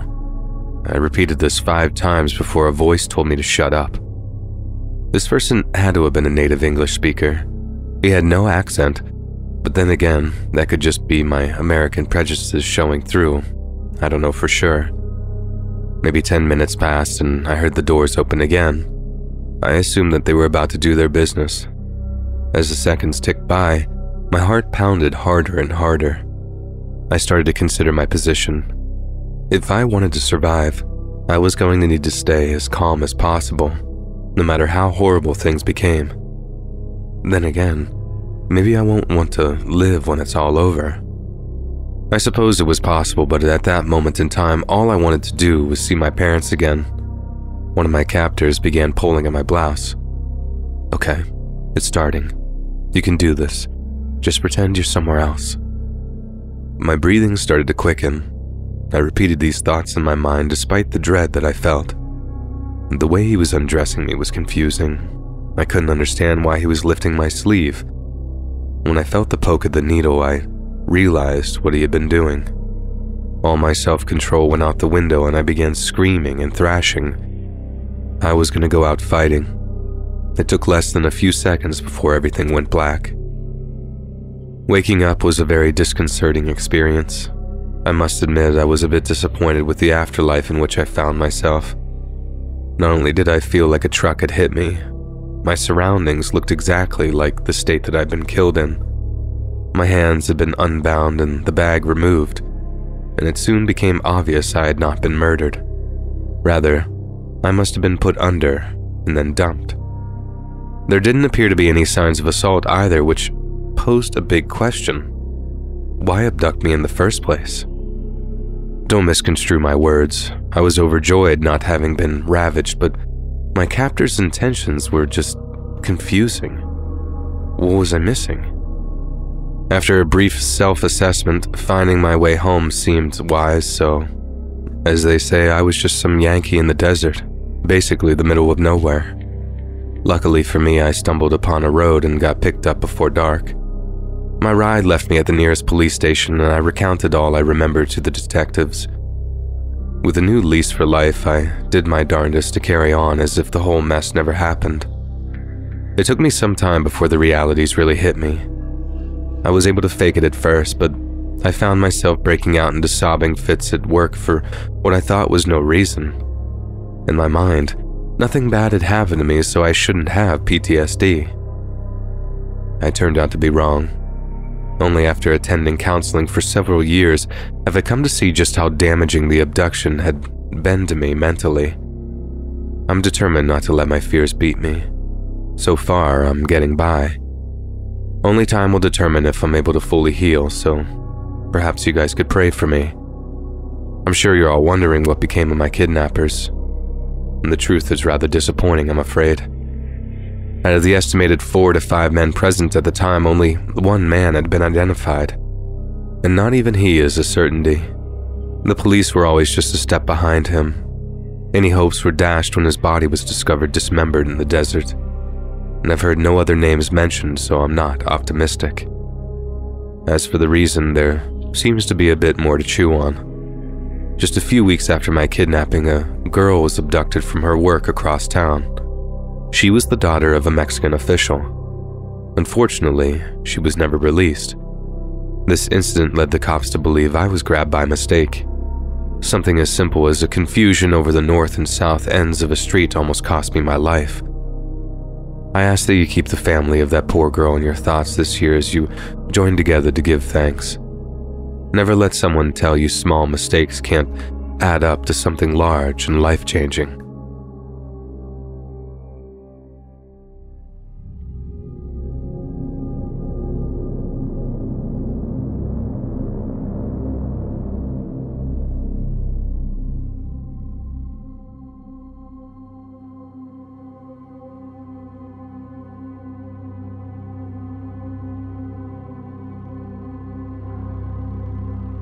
The image of that day is permanently burned into my mind. It was September 3rd, 2002. Our country was still grieving from the attacks the year prior, and patriotism was at a 2-decade high. I'd just met my wife at a friend's birthday party a month earlier. Everything was looking rosy for me. Work was my only weak point, and when I say weak, I simply mean I was stuck in a rut. Not good, nor bad. A day or two before Halloween, I saw my chance to further myself in the company. There was an amazing opportunity opening up in Mexico City, but if I wanted to take advantage, I had to fly out as soon as possible. After discussing this with my boss, he gave me the okay to pursue it. I immediately purchased a plane ticket for midnight and landed just as the sun rose the next morning. And according to my contacts, the man I was planning to meet wouldn't be available until after 8 a.m. I took advantage of the gap in time by taking a nap. When I woke up, I took a quick shower and climbed into my best suit. I was about to make the most important contact in my life, and looking my best would be of the utmost necessity. As the time approached, I called down to the front desk to get me a taxi. I reached the lobby where a young man showed me to my ride. I was feeling good that morning, and in retrospect, I made a big mistake. Foolishly, I tipped the clerk a $50 bill. His eyes almost blew out of his head. In light of what happened, I'm almost positive he was the person who sold me out. From the hotel, the taxi driver took me to my meeting. We made small talk along the way. He agreed to wait for me. I estimated the meeting wouldn't be more than an hour, and he seemed happy for this. As for the meeting itself, it probably could have gone better, but my goal was ultimately achieved. I returned to the taxi and we began the return trip to the hotel. My mood was somewhat darker and I avoided any conversation. I was in the process of texting my boss when the car stopped abruptly. This caused me to be slammed into the back of the seat. Naturally, I was livid. The curses came fast and loose from my mouth. Just as I regained the seat positioning, I noticed another taxi was parked in front of us. The driver of my car was silent. This didn't stop me from asking what was going on. I now realized that he was well aware of what was happening and may have played his own part in it. If I hadn't been yelling like a madman, I may have noticed the guy standing outside my window a little sooner. I just happened to catch a flash in my peripheral vision. When I looked over, I was met with a gun pointed right at me. I wasn't sure what was going on, but I raised my hands to indicate I was no threat. The guy holding the gun yanked my door open and demanded I give him my money. I quickly complied. While this was happening, a voice in the back of my head was praying he wouldn't notice my watch. It was very special to me. It belonged to my father. He was gifted it by my mother on their 25th anniversary. I received it in his will when he passed in '97. Under normal circumstances, I wouldn't wear something so valuable, especially in Mexico, but it had been good luck in the past and I needed it on this trip. All this caused me to hesitate when the gunman started yelling "watch" in broken English. I tried to pretend I didn't understand. He grabbed at my wrist with his empty hand instead. I stupidly yanked my arm away and he drove the pistol into my guts. Everything went into slow motion. I watched in horror as the hammer on the revolver began cocking back. He clearly wasn't messing around. I managed to get the watch off before the gun went off. He let off the trigger, just in time as far as I could tell. He ran back to the other taxi and they tore off down a side street. I was just beginning to see that I had been taken into the middle of nowhere. Not a soul was around and the buildings were barely standing upright. Had I been 10 years younger, I probably would have fought back. The environment in the taxi afterwards was chilling. I could see the driver's eyes darting back and forth in the rearview mirror. He didn't dare speak. He had to know I suspected him. Why hadn't he been robbed also? I now had an important decision to make. Was I going to the police or just returning to the hotel and then going to the airport? I was stuck between two decisions. It's no secret the Mexican police are corrupt. For all I know, even they could be complicit in the robbery. The angry side of me said to confront the hotel clerk. I took a few moments to consider my options and chose to cut my losses and just get out of Mexico. I told the driver to return to the hotel if he wanted to be paid. This wasn't my first rodeo after all. I never carried much cash on my person. What I left behind would be all but impossible to find if a hotel employee went snooping. Upon our return, I ran up to my room and retrieved the taxi money. I paid him without a word and he took off just as silently. It was now time for the clerk to feel my wrath, and he greeted me with a fake smile and asked how things were going. In a calm but aggressive voice, I mentioned the robbery. I had no time for his false sympathy and informed him how his accomplices had gotten away with a mere $30 in cash. There was no way I was going to give him the satisfaction of knowing how badly the loss of my father's watch hurt me. He tried to deny it all, of course, but I wasn't hearing it. Not once did he offer to call the police. I told him that I knew what he'd done, and that I was going to make sure everyone I talked to was aware of what was happening in this hotel. I closed by calling him a low-life scumbag and made my way from my room. It wasn't much, but it was going to have to do. I went back to my room and gathered my things to leave. I paid for the hotel beforehand, and my plane ticket was a round trip. I had no further need of that place and its staff. There were several taxis waiting outside the hotel. I grabbed one and he drove me to the airport, and I had no further problems from then on. I had waited to notify my boss of the robbery until I returned to work. He was horrified, as you'd expect. I also made sure that he knew I was never returning to Mexico again. He could fire me if he wanted, but there was no amount of money that could draw me back there. To his credit, he was cool and understood my reservations. My next call was to the man I'd gone there to meet. I wasn't contacting him for any updates as much as letting him know that I'd be passing off any future dealings to another team member. When he inquired why, I told him about the robbery and stressed that I held him in no way responsible for it. He didn't say much other than he understood, and we ended the call. I must admit I was somewhat shocked when I heard that he had agreed to the deal. Even better, he would be coming to the US in the future as to prevent any further threats to our employees. I can't say for sure, but I kinda think he may have felt guilty, although I made it clear I didn't blame him. We've never talked about it, and that's fine with me. I'd rather forget about it myself. This will be my last time discussing the matter. There was one last call I had to make, and it was the hardest. The sadness in her voice upon hearing of the watch was crystal clear. Mom said she didn't blame me, but I could tell it hurt her soul to hear that. It was the first time I can remember crying since second grade. I've since purchased another day date made the same year and had it inscribed with the same words as Dad's. I wear it every year at Christmas, and that's all. Mom loves seeing it, but I'm well aware it will never be a true replacement for the original.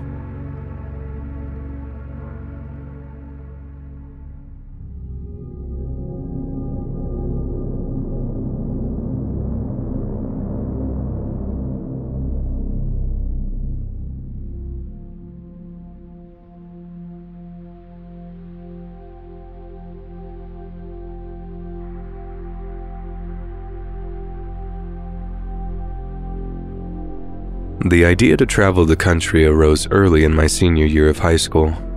A teacher suggested I read On the Road by Jack Kerouac. I became so engrossed in the book that I was already planning my trip less than halfway through reading it.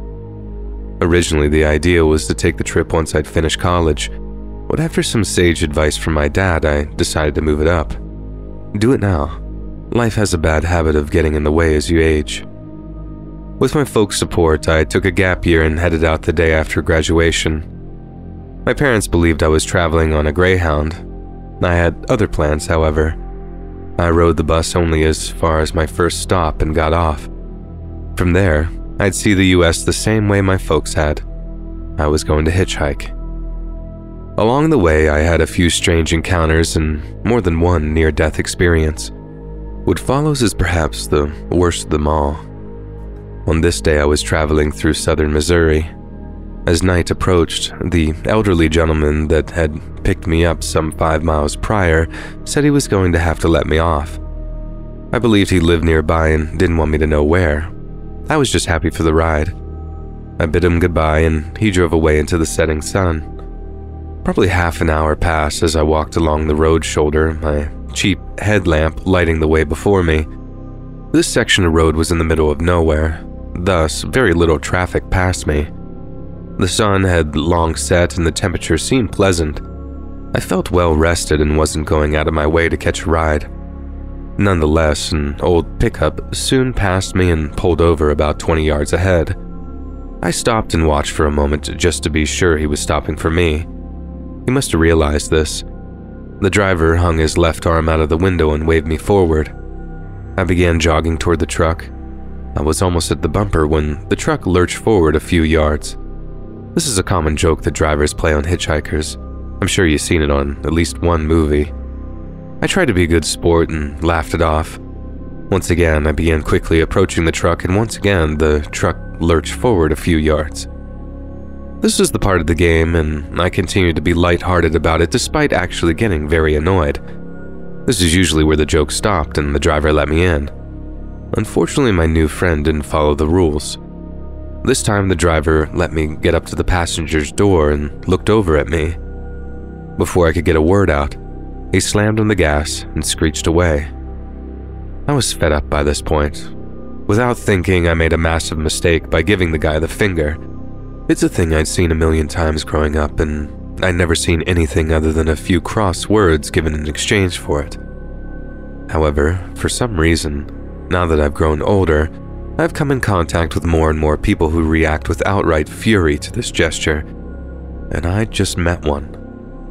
I was standing still as the truck began slipping off into the dark, but as soon as I stuck up my finger, the dark was illuminated by taillights.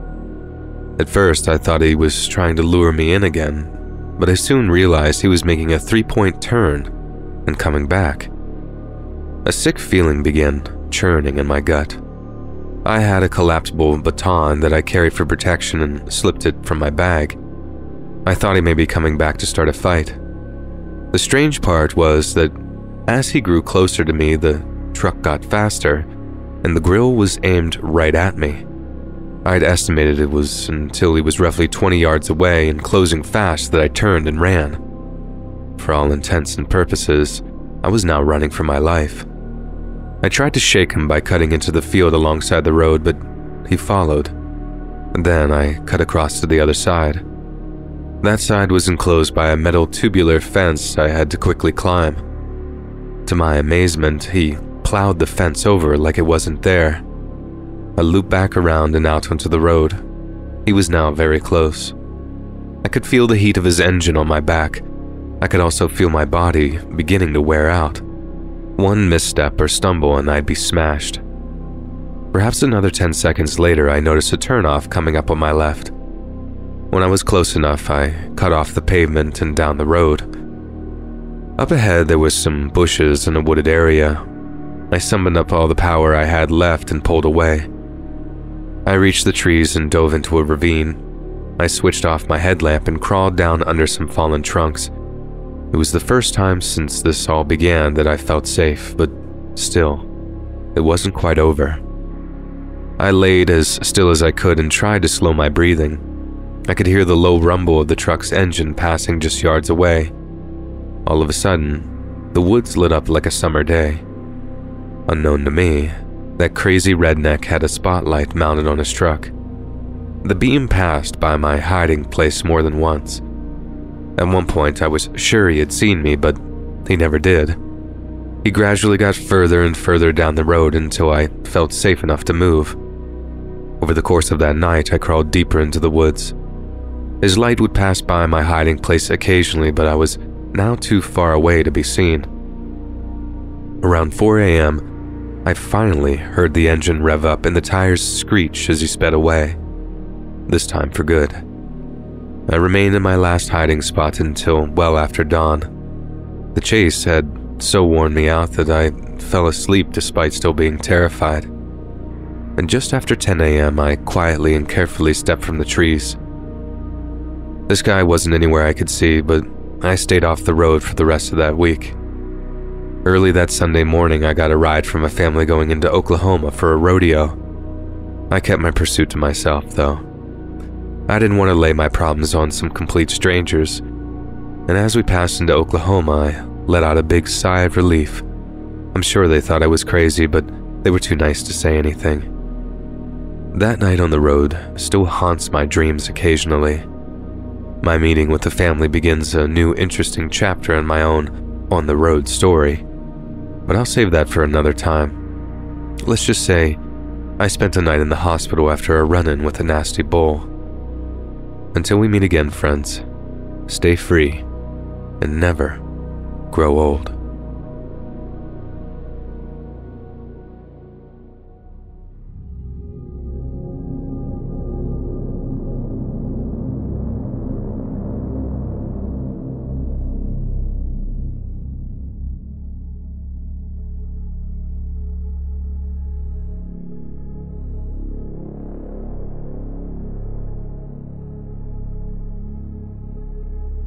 After my discharge from the military, I had a lot of trouble adjusting.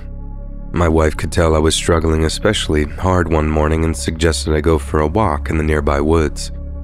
To her credit, it turned out to be the best thing for me. I had forgotten how peaceful nature could be. I walked aimlessly for a while until I came upon a log and sat down. I'm not sure how long I sat there just taking in all of God's creation. I do know that I didn't want to go back. The only thing awaiting me was screaming children and the overwhelming crush of responsibility. And that's when I came up with an idea. Reluctantly, I returned to the house and pulled my wife into the bathroom so we could talk. We each took a seat and I explained my plan to her. She agreed without hesitation, and that was the second I knew she was too good for me. With her blessing, I gathered my kit together and hoofed it all the way back into the woods.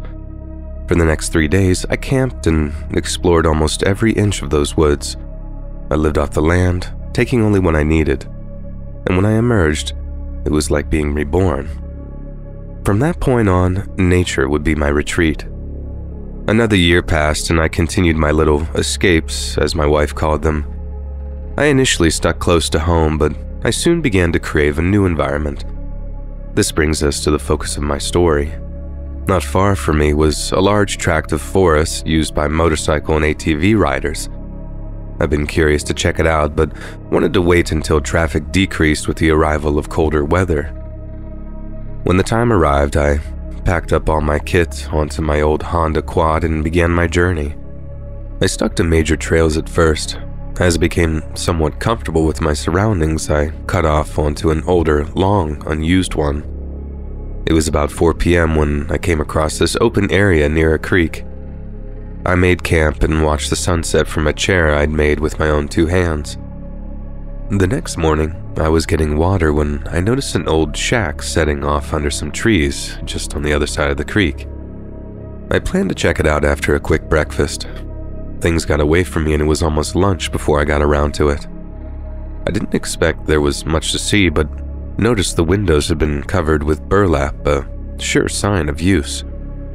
I decided to approach from the back. I picked up the tracks of a large automobile, like an SUV. They were very fresh, probably no more than a day. Upon the front door, I saw that 2 padlocks had been placed there. No more than 30 seconds passed before the sound of a truck echoed down the road. I didn't realize I was running until I had reached the tree line. I was hiding and didn't know why either. I watched as a white Silverado parked in front of the shack. The passengers stayed inside for almost a minute. Then, almost in unison, 2 men stepped out from the Chevy. Both were armed, with carbines and wearing armor. The 2 men stood guard while a 3rd man stepped from the front passenger seat and unlocked the door. The driver soon joined him after, followed by the 2 lookouts. This had to have been cartel business, and now I was trapped, stuck between a path to safety and a group of potential heartless killers. I'd always assumed they'd work this side of the border, but now I had proof. An hour passed and still no closer to escape. The 2 guards were doubtlessly watching from the windows, just waiting for one little move. The SIG on my hip would do little against 2 men with rifles. If I was found, my family would never know what became of me.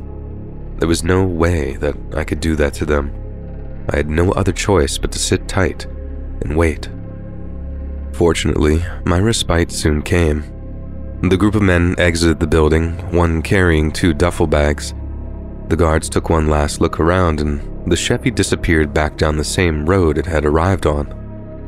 No sooner did the truck disappear from sight that I bolted from cover back across the creek. I gathered my things and gunned my quad back to civilization. The long ride allowed me time to decide my next course of action. I could act as if nothing had happened or go to the cops. By the time I arrived home, I'd made my choice. I drove my truck directly to the sheriff and told them what I'd seen. I had no proof of any illegal activity per se, but they told me that they'd check it out. My good deed had been done. It was up to the cops now.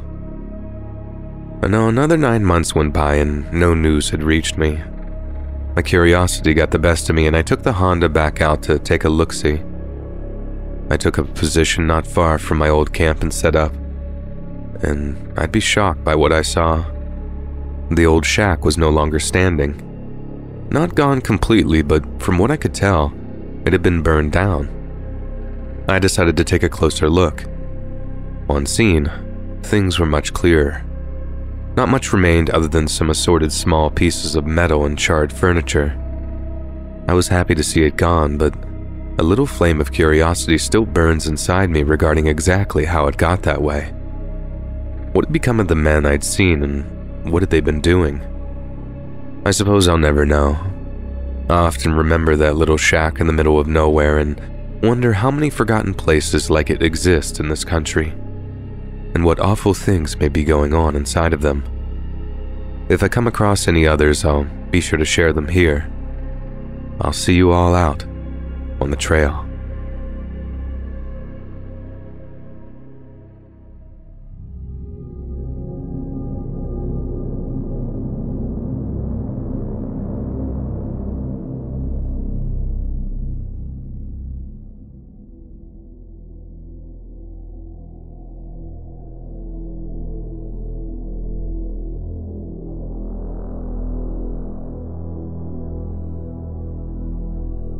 So, nearly 10 years ago now, my long-term relationship came to an end, and the breakup was just a complete disaster.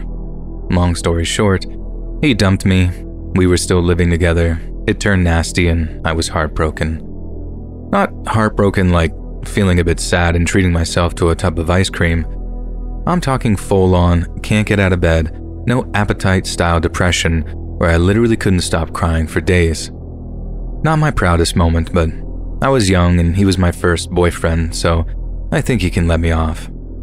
Anyways, I remember poring through all these breakup-themed podcasts and reading all these Reddit posts about how best to deal with a breakup. The one common theme among them, or at least many of them, is that you just have to rebound. You need someone to remind you that it's not the end of the world and there's plenty of more fish in the sea. Ideally, you want a guy that'll worship you. Just be that self-esteem boost you so desperately need. I appreciate it might sound a bit tacky just coming out and saying it plain like that, but it is what it is. So, this was right when Tinder had first come out, something like the summer of 2013. My friends had raved about it being a laugh, so I thought, hey, why not give it a go? I downloaded it, made a profile, then got to swiping. After that, all I had to do was wait. And as most girls will tell you, I didn't have to wait long. And by the end of that weekend, I had 14 different matches, and each of them was someone I'd have gone for coffee with. But there was one in particular whose chat game was on point, so to speak. He had this way of making me feel amazing about myself, and maybe because I was so blinded by low self-esteem, I just didn't pick up on any weird vibes until it was too late. A big part of his game seemed to be compliments, and obviously that's exactly what I was looking for. But at some point, his compliments seemed to tip over the line of wanting me and into more like wanting to be me. He first said something after we slept together for the first time, but it was something like, "I wish my skin was as soft as yours." So it was easy to mistake it for a compliment and not like an actual wish. But then, as we're in bed together, the compliments got weirder and weirder. Then he started asking me all these kind of probing questions about what it was like being me. I remember I started answering one of his questions, but then he suddenly cuts me off with something like, "It must be so easy being you." He said it in a kind of sad way, like he was actually upset he wasn't me. I tried to laugh it off and say like it's not so easy, but then I swear to God, he pinches some of my skin enough to hurt me a little and said, "I wish I could wear this." I'm not even joking. I asked him to clarify what he meant, just out of pure disbelief really, and that's when he came out and said, "I wish I could wear your skin." I found myself recoiling, not just because of the light pain of his pinch, but also because of his words. I'd never had anyone say something so creepy to me in my entire life, and I appreciate that he said it in the heat of the moment or whatever. But after that, I found myself feeling increasingly uneasy around him. I got out of bed, went to the bathroom, and when I came back, it looked like he'd stuffed something under his pillow just as I walked in. That was the sort of crossing the proverbial Rubicon for me, and I just put on my nice girl act and told him that as much as I wanted to see him again, he'd have to catch a cab home so I could get on with my day. Whatever he'd stuffed under the pillow, I'd deal with that afterward, I thought. So, I got him out of the house, baked a big hug and a see you soon, then rushed upstairs to see what he'd stuffed under my pillow. I was seriously dreading something gross being under there. I don't know what exactly, just something that'd make me retch as soon as I lifted up the pillow. But it wasn't gross. It was just my hairbrush. But one little detail made my skin crawl just the same. I'm one of those girls who has a lot of hair come out during brushings. I think maybe because it's so thick or maybe it's brittle, but either way, there's always a lot of hair stuck to my brush. But when I pulled that pillow back, there was barely a strand of hair present. That pervert had taken my hair. I just remember feeling physically sick, like unclean that I'd actually slept with him. I felt stupid, needy, naive, just this huge mix of emotions that ended in me running to the toilet and throwing up. And granted, it was me puking up a load of red wine and cheese from the night before, and it was probably coming up at some point anyway, but the whole hair theft just sped up the whole process. After that, I called a friend and just poured my heart out to them. And then she helped me calm down enough to just block the guy's number in social media. I was worried about him turning up at my place for a while, like it was so nerve-wracking with him knowing where I lived, but I guess he had more sense to show up uninvited. After all, he'd gotten his little souvenir, so maybe he was satisfied with leaving it there. I just hope the next girl he ends up dating isn't subjected to the same kind of weirdness.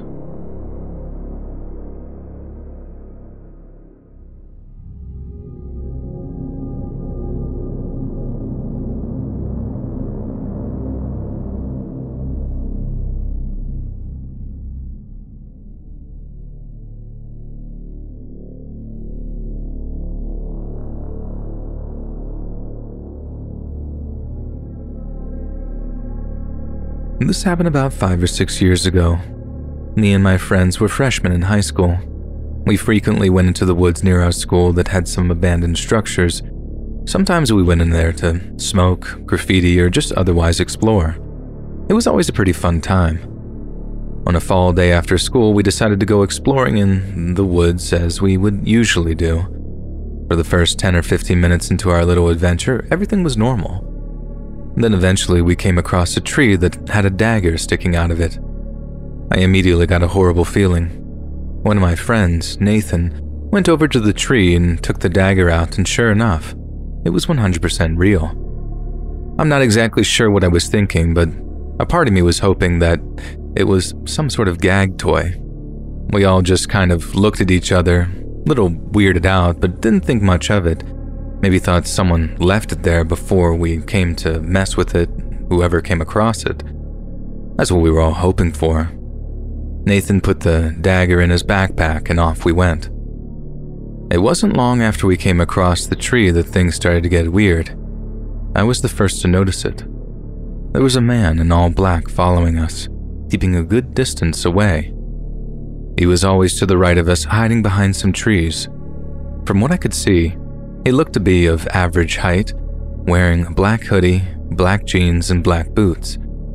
I wanted to leave the second that I saw him, but when I told my friends what I had seen, I don't think any of them believed me. They just kind of laughed it off.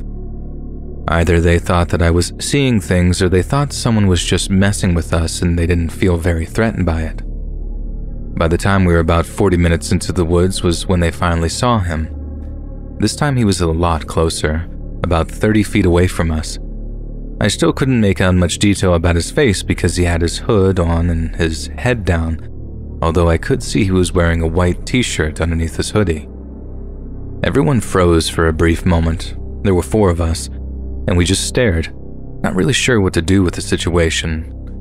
Everyone stood in silence for 3 very long, very scary seconds until he ran further back into the woods, behind some trees, until we couldn't see him. I grabbed onto Nathan's arm, who was the closest to me, and said, "We have to go. Now."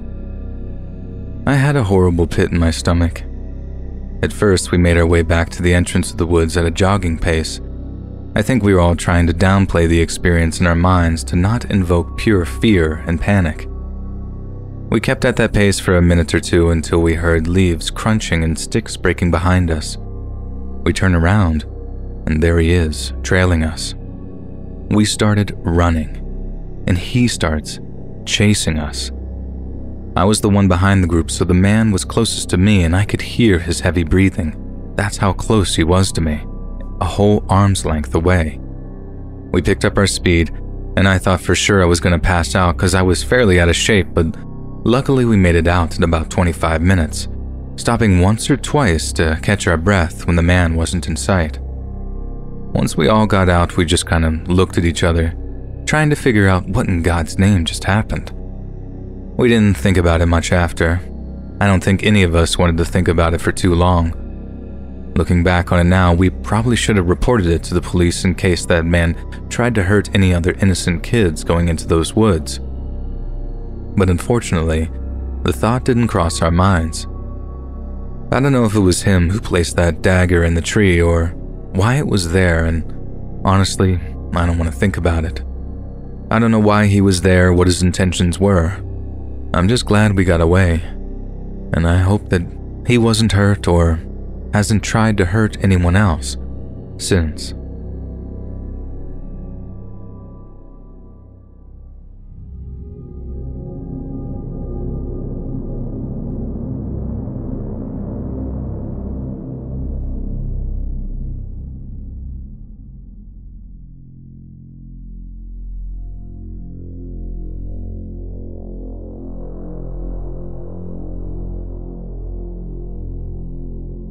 A few months ago, I, 22, was at the local coin laundromat. I went late because I had been studying around 10 p.m. The laundromat is pretty small, closer to the edge of the beach town I live in. The town is pretty well known for drifters and people experiencing homelessness. Most people are friendly and there is a lot of drug use, but I've never felt really scared. Everything was fine until I went to move my laundry to a dryer. I was listening to music on my headphones, but not super loudly. Suddenly, I just got the feeling that someone was watching me. I can't really explain it, I just felt the presence. I turned around and there was a man standing just a few feet away from me. He was some guy with pink hair wearing a full face mask like a ski mask, a hoodie, gloves, and sunglasses, even though it was dark out. The gloves and sunglasses especially immediately made me feel uncomfortable. I thought maybe he was a drifter, maybe high, but I didn't want to be rude. I tried to laugh it off and told him he surprised me. He immediately started talking. A lot of it was disjointed and just didn't make sense. He was talking about coming up from Brazil to bring his brother money to get a classic car.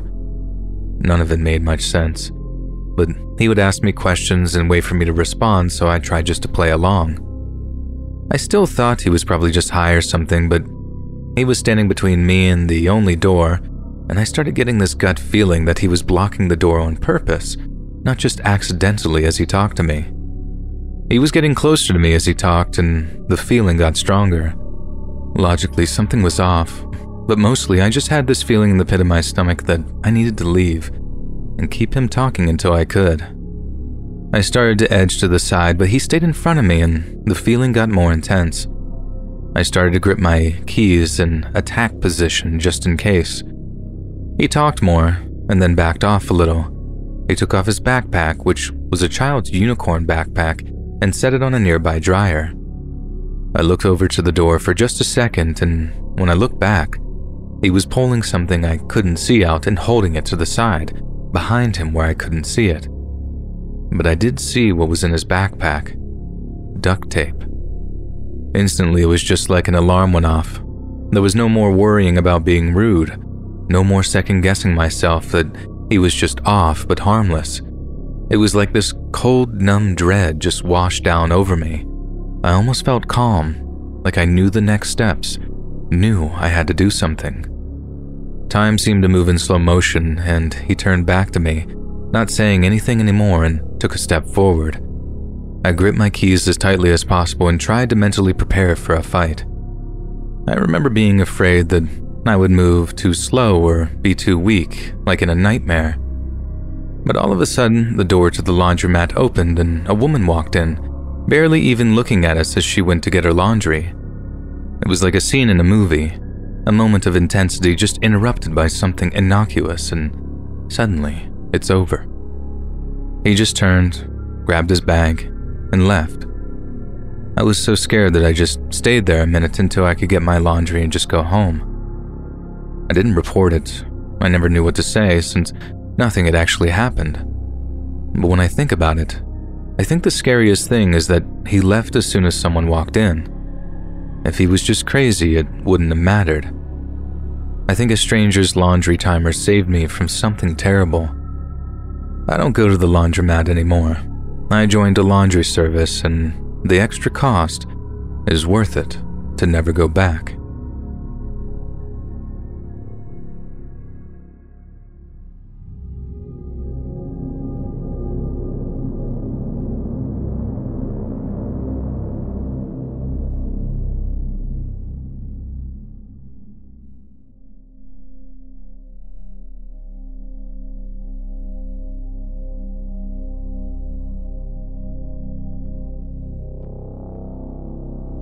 I live in a town which is quite like a party town, so people come here in the summer to swim in the lake, drink, and partying a lot. Then, as autumn hits, the tourists go home and the town is silent and peaceful again. Last summer I was in the city center, waiting for my boyfriend to pick me up and go to a trip near the town in the afternoon. I waited in front of a shopping center, so I stood there for about 10 minutes and saw people passing by. Also some friends who just got out of the shopping center, and suddenly this old man who seemed to be in his 60s approached me. To be honest, my first thought was that he was a homeless person because he had dirty-looking clothes and long, dry hair. Also, he was wearing jeans and a jacket in the middle of the summer, so this was a big red flag to me. To tell about myself, I'm a 20-year-old, tall, sporty-built girl with copper-red hair. I can say I am pretty harsh with the beggars and creeps, otherwise you can't get rid of them. So, this man stood in front of me and asked where are some good restaurants nearby. He spoke in English, so I thought maybe he's not homeless, and told him nicely about the restaurants. I used to guide tourists, so it wasn't odd to me, but the odd thing just happened after this. He thanked me for the advice, and I thought he would go away, but he stayed, looked me up and down, and he started to introduce himself. He told me his name and that he was from France. He didn't seem to have a French accent, and asked if I was waiting for someone. I thought he just wanted to small talk a bit. In my country, not many people speak English well, so they'd rather pretend to not know a word in that language, and it would be nice to a foreigner to speak a bit with someone. So I said yes, and I'm waiting for my boyfriend.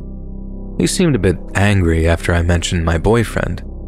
He asked my name and age. My gut told me to get out of there, and I lied about both my name and age. I said I was 16, and I don't look like 20 years old anyways, and I wanted to keep my age in the illegal interval, just in case he got the message. He asked if my boyfriend has a car and what kind of car. I obviously didn't tell him, so I lied again. How old he was, I told him that he was 25. He's 22. I didn't want to be a drama queen, so I pretended to be calm, but all my nerves screamed at this point. I looked for some familiar people on the street, but no one was there. Suddenly the man grabbed my hand and held it in his hand and asked if I would grab a drink with him. I ripped my hand out of his and told him no. What is he thinking, and to buzz off.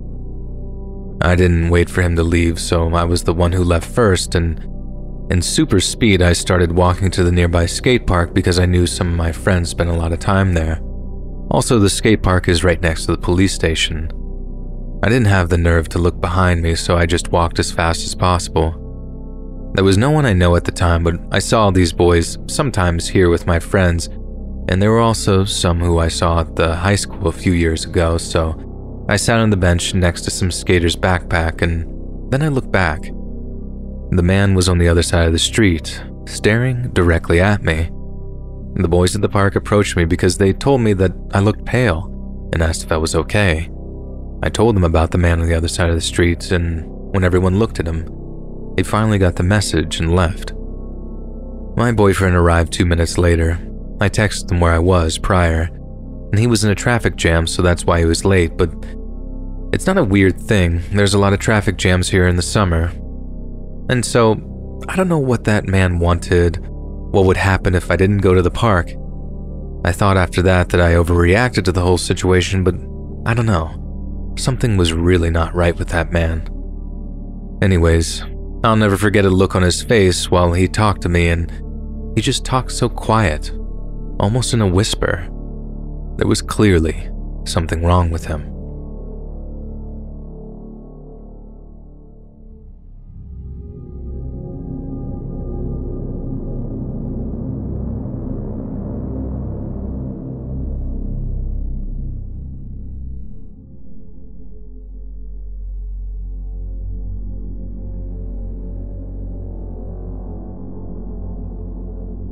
I'll preface this by saying that the creepiness of this is mitigated by the fact that it was daylight.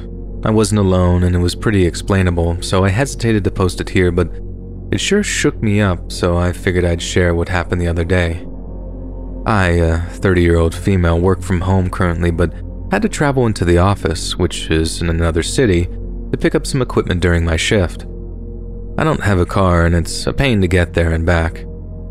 The way over was uneventful, and up until this point the way back mostly was, other than getting stuck behind an open drawbridge on the bus. Now a bit later I decided to transfer to the streetcar for the final leg home because Google had recommended would be quicker than staying on the train. I got a few stops in when an elderly couple ran for the streetcar asking the driver to wait for them. Fair enough. Now behind them, a younger, unkempt-looking guy also ran for it and boarded through the doors behind me. I was sitting near the front next to the elderly couple who didn't seem to speak any English. I believe they were Mandarin speakers. I heard some commotion behind me and looked back when the unkempt guy ran up to where I was and started saying something weird and unintelligible to the older couple. At this point, I could tell he was off, and the couple didn't understand what he was saying either, and I was at most worried that I would have to defend them against him if he got too erratic. At this point, he started talking to me. Again, he was talking some nonsense I could barely catch, and I tried to ignore him, but he kept getting closer into my personal space, no mask by the way, which is hypothetically required on this public transport, and started screaming at me, calling me Melissa and telling me to talk to him. Normally I try to ignore people like this since my city has a lot of very mentally unstable people. Meth and crack are also big problems in my neighborhood, and making eye contact often encourages them to escalate, but he was way too close at this point, so I tried not to look directly at him and just said, "Who's Melissa?" I maybe could have handled it better, but I was pretty shaken. He said something like, "The female spirit in your male body." Now, I'm transgender, so I guess he focused in on this, and then went on to say like, "Isn't that right, Duncan?" And I told him I didn't know who any of these people were, I didn't know him, to please leave me alone, etc. This went back and forth for a few seconds with him interjecting to all the onlookers who were now staring that we were married. And then he grabbed me. I freaked out, told him not to touch me, and he just doubled down. At this point, we were at a stop a bit closer to mine, but not all the way. I got up and knocked on the driver's door and told him what was happening, and he asked if we knew each other. The guy repeated we were married, and I said, "Good God, no." And the driver asked him to leave, and he refused. The driver said he'd call someone, but the thing is, I've seen in similar but less severe situations before, and I know what everyone is thinking. If I had to wait on this streetcar, not only would I still be with him, but everyone would be mad at me too for holding up their trip.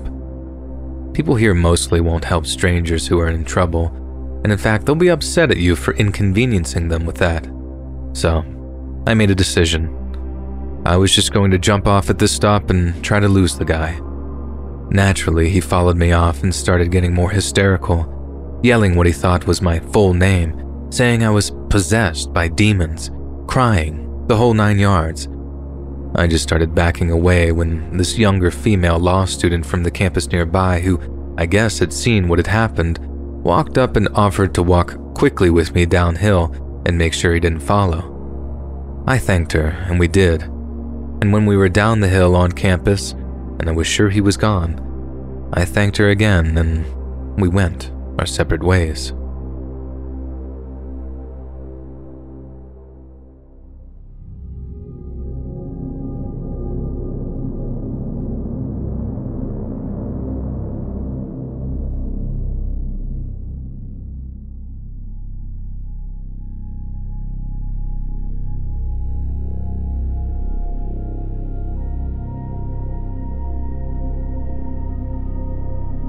Being followed home is not uncommon where I'm from and is sadly not rare either.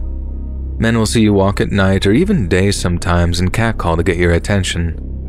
No matter how often it happens, it's not something you can get used to, and it's scary to be in that situation.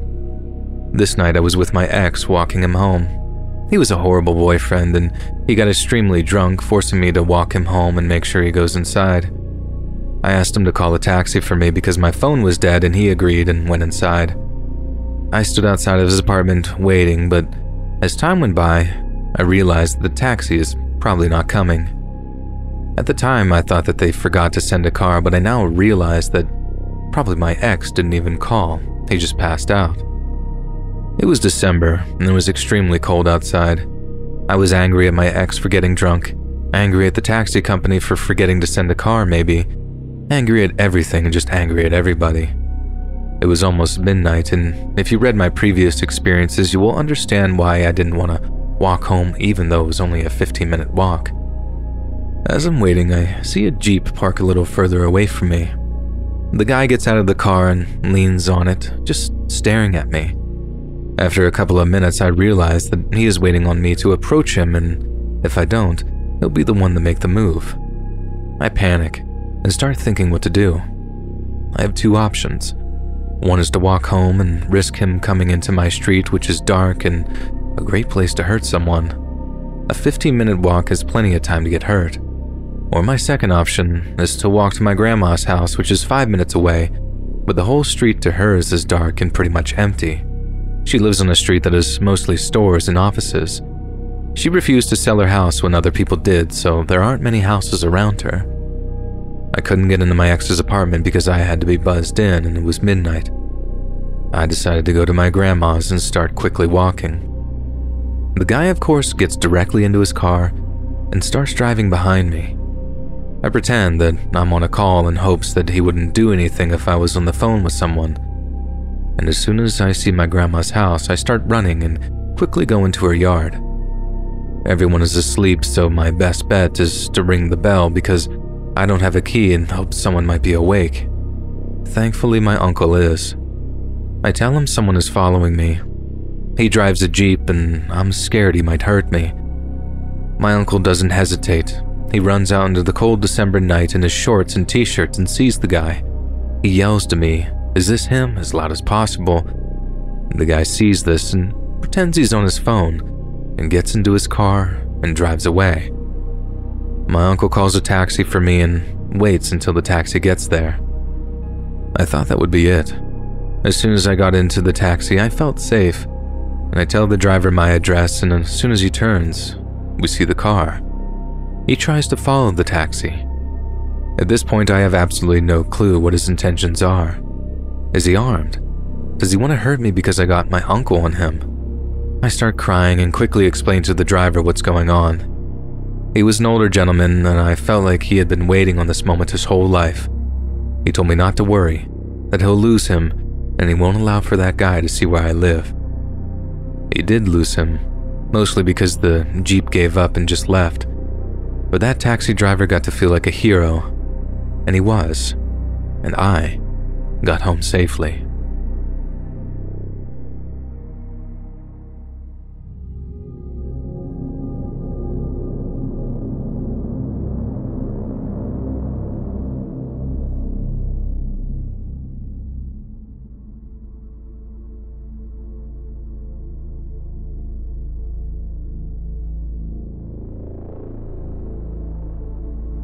So this was a few months ago, and quarantine was already in place, so I spent a lot more time at home and around home than usual. There is a park very close to my house, so one day I decided to go for a little jog. I ran from my house to the park, and since I don't have a lot of cardio, I decided to take a little break.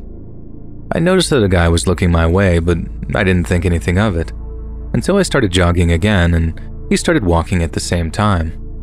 Since I was jogging, I eventually lost him, so I thought it was over. But I was wrong. It's now many hours later, and I'm sleeping, when through the window I notice car lights coming back and forth on my street.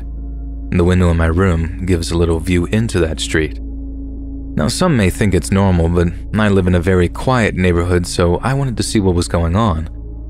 As I thought, there was a car that was traveling back and forth on my street.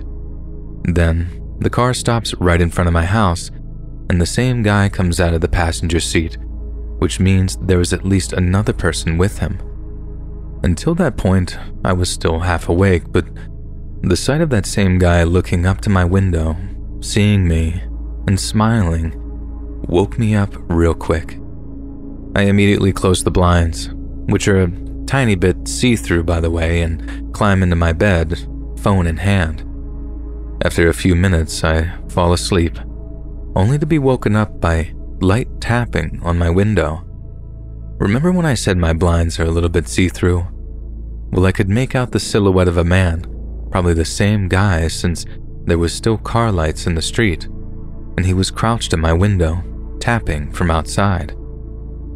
The first thing that comes to my mind is to not move and try to pretend that I'm still asleep, not knowing if he could see inside my room or not, and then I remembered that my room is on the second floor.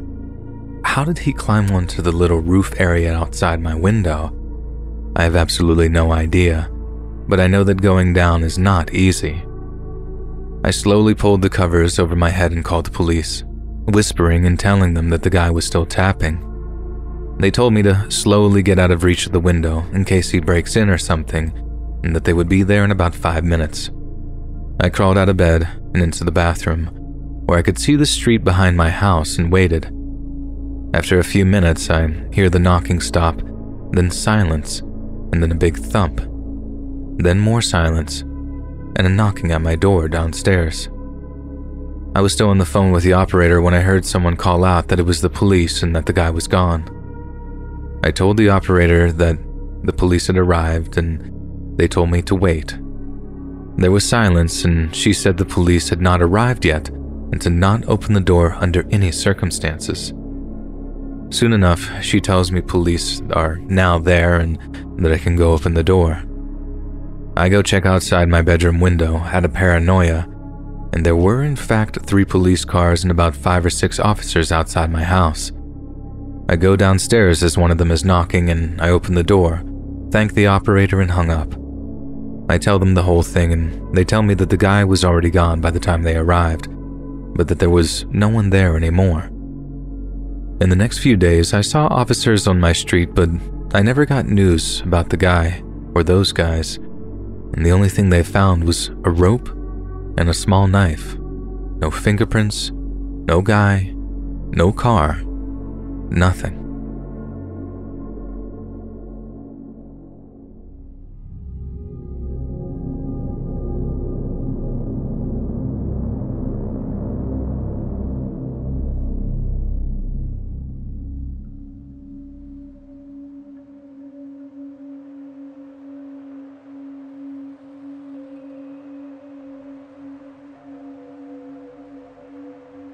I'm an overnight security guard for a large building and parking ramp. It's generally a really quiet job with a lot of free time, but occasionally I do have to kick out homeless people. It's a horrible part of the job, and I do my best to direct them to the next safest place to sleep. Most people are understanding as they unfortunately go through this a lot. If anything, they want to vent, and I try to be an open ear. Our protocol is to ask them to leave, then if they don't, tell them to leave, and if all else fails, we have to contact police. I've only once gotten to that step. It's important to note that my general routine at work, I sit in a shack in the parking ramp for an hour, then I go for a walk around the building, then back to the shack. The doors are all locked, but There's an entryway with an ATM that's open 24/7.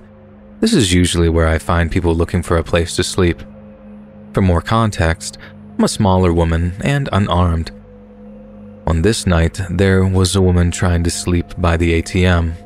I followed protocol, and after the first 2 warnings, I had to contact police. She yelled at me, which was out of the normal but understandable considering her position. It must be frustrating being constantly kicked out of every semi-safe space.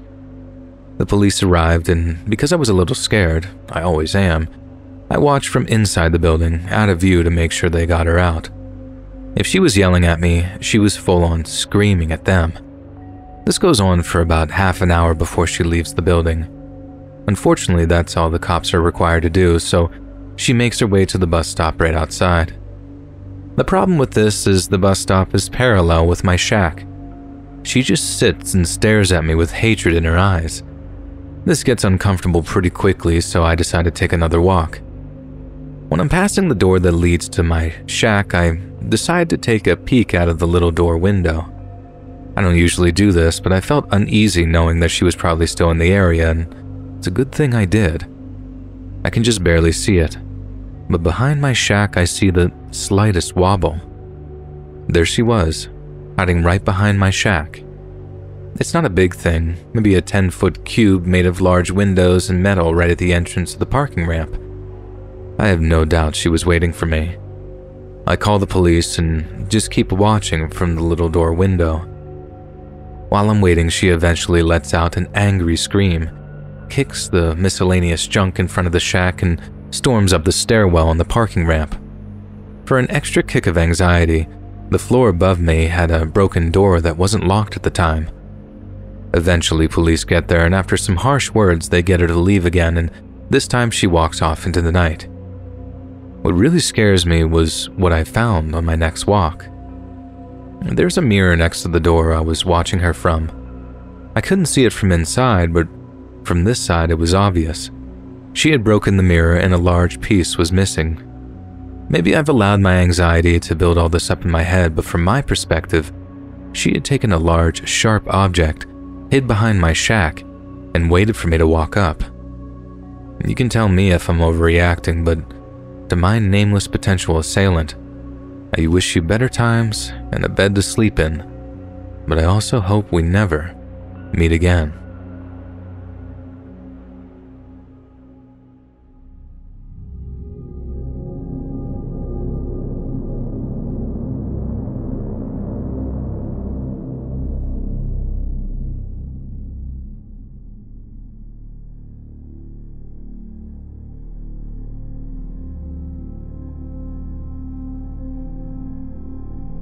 When I was younger, somewhere between 5 or 8, a distant family member who was supposedly well-loved died, and one of his last wishes was for the final celebration of his life to take place at his childhood home. His son, DJ, decided to respect their wishes and contacted the current owner of the house to ask if a small gathering could be hosted on the premises and entirely outside.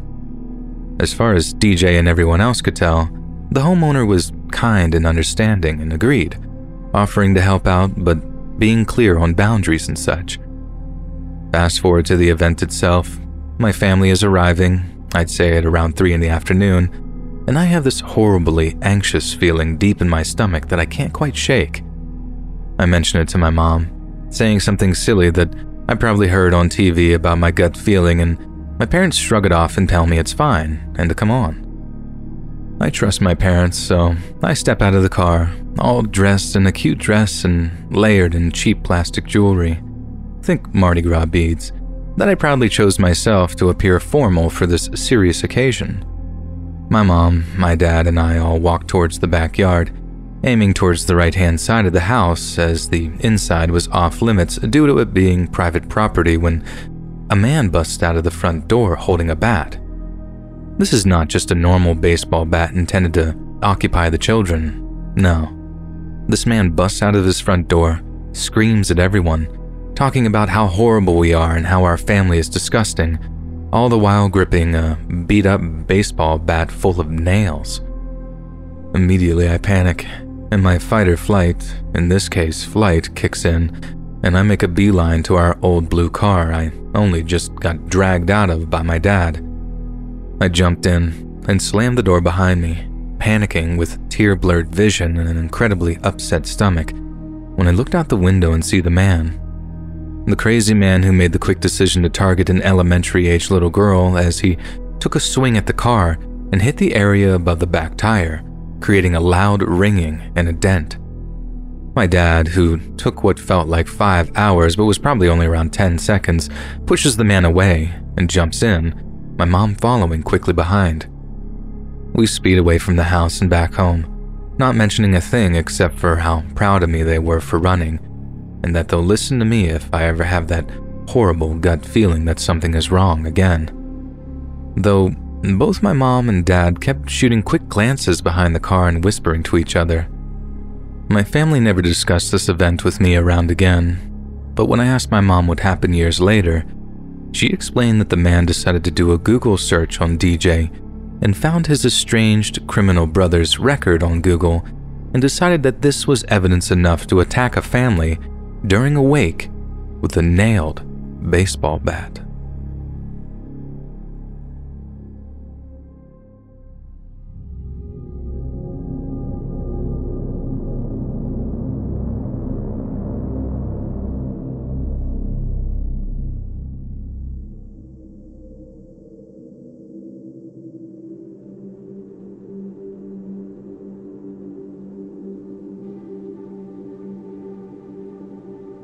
When I was 6, I went with my mom, uncle, and grandparents to the airport.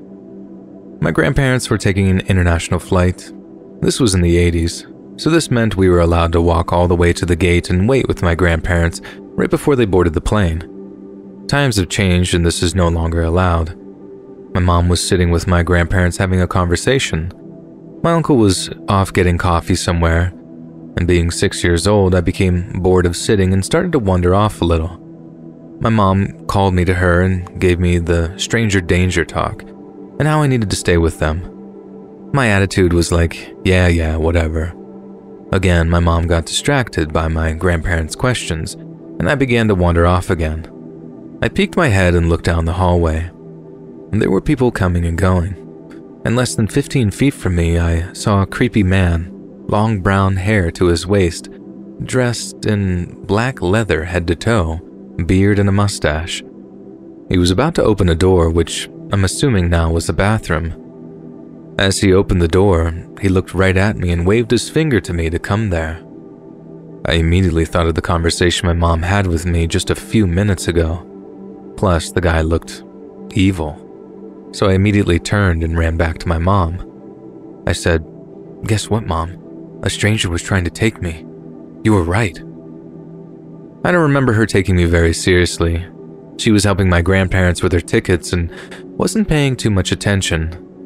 When it was time to leave, I took a quick peek down the hall and he was gone. I think to this day, what would have happened if I went with him, and if my mom didn't talk to me about strangers just a few minutes before? I know this wouldn't have turned out good.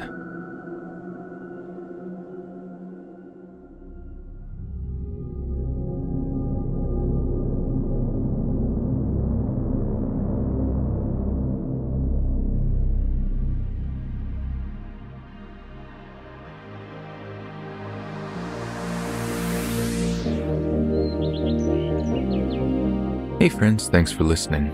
Click that notification bell to be alerted of all future narrations. I release new videos every Monday, Wednesday, and Friday at 7 p.m. Eastern Standard Time. If you got a story, be sure to submit them to my subreddit, r/Let'sReadOfficial, and maybe even hear your story featured on the next video. And if you want to support me even more, grab early access to all future narrations for just $1 a month on Patreon, and maybe even pick up some Let's Read merch on Spreadshirt. And check out the Let's Read podcast, where you can hear all of these stories in big compilations and save huge on data. Located anywhere you listen to podcasts. Links in the description below. Thanks so much, friends, and I'll see you again soon.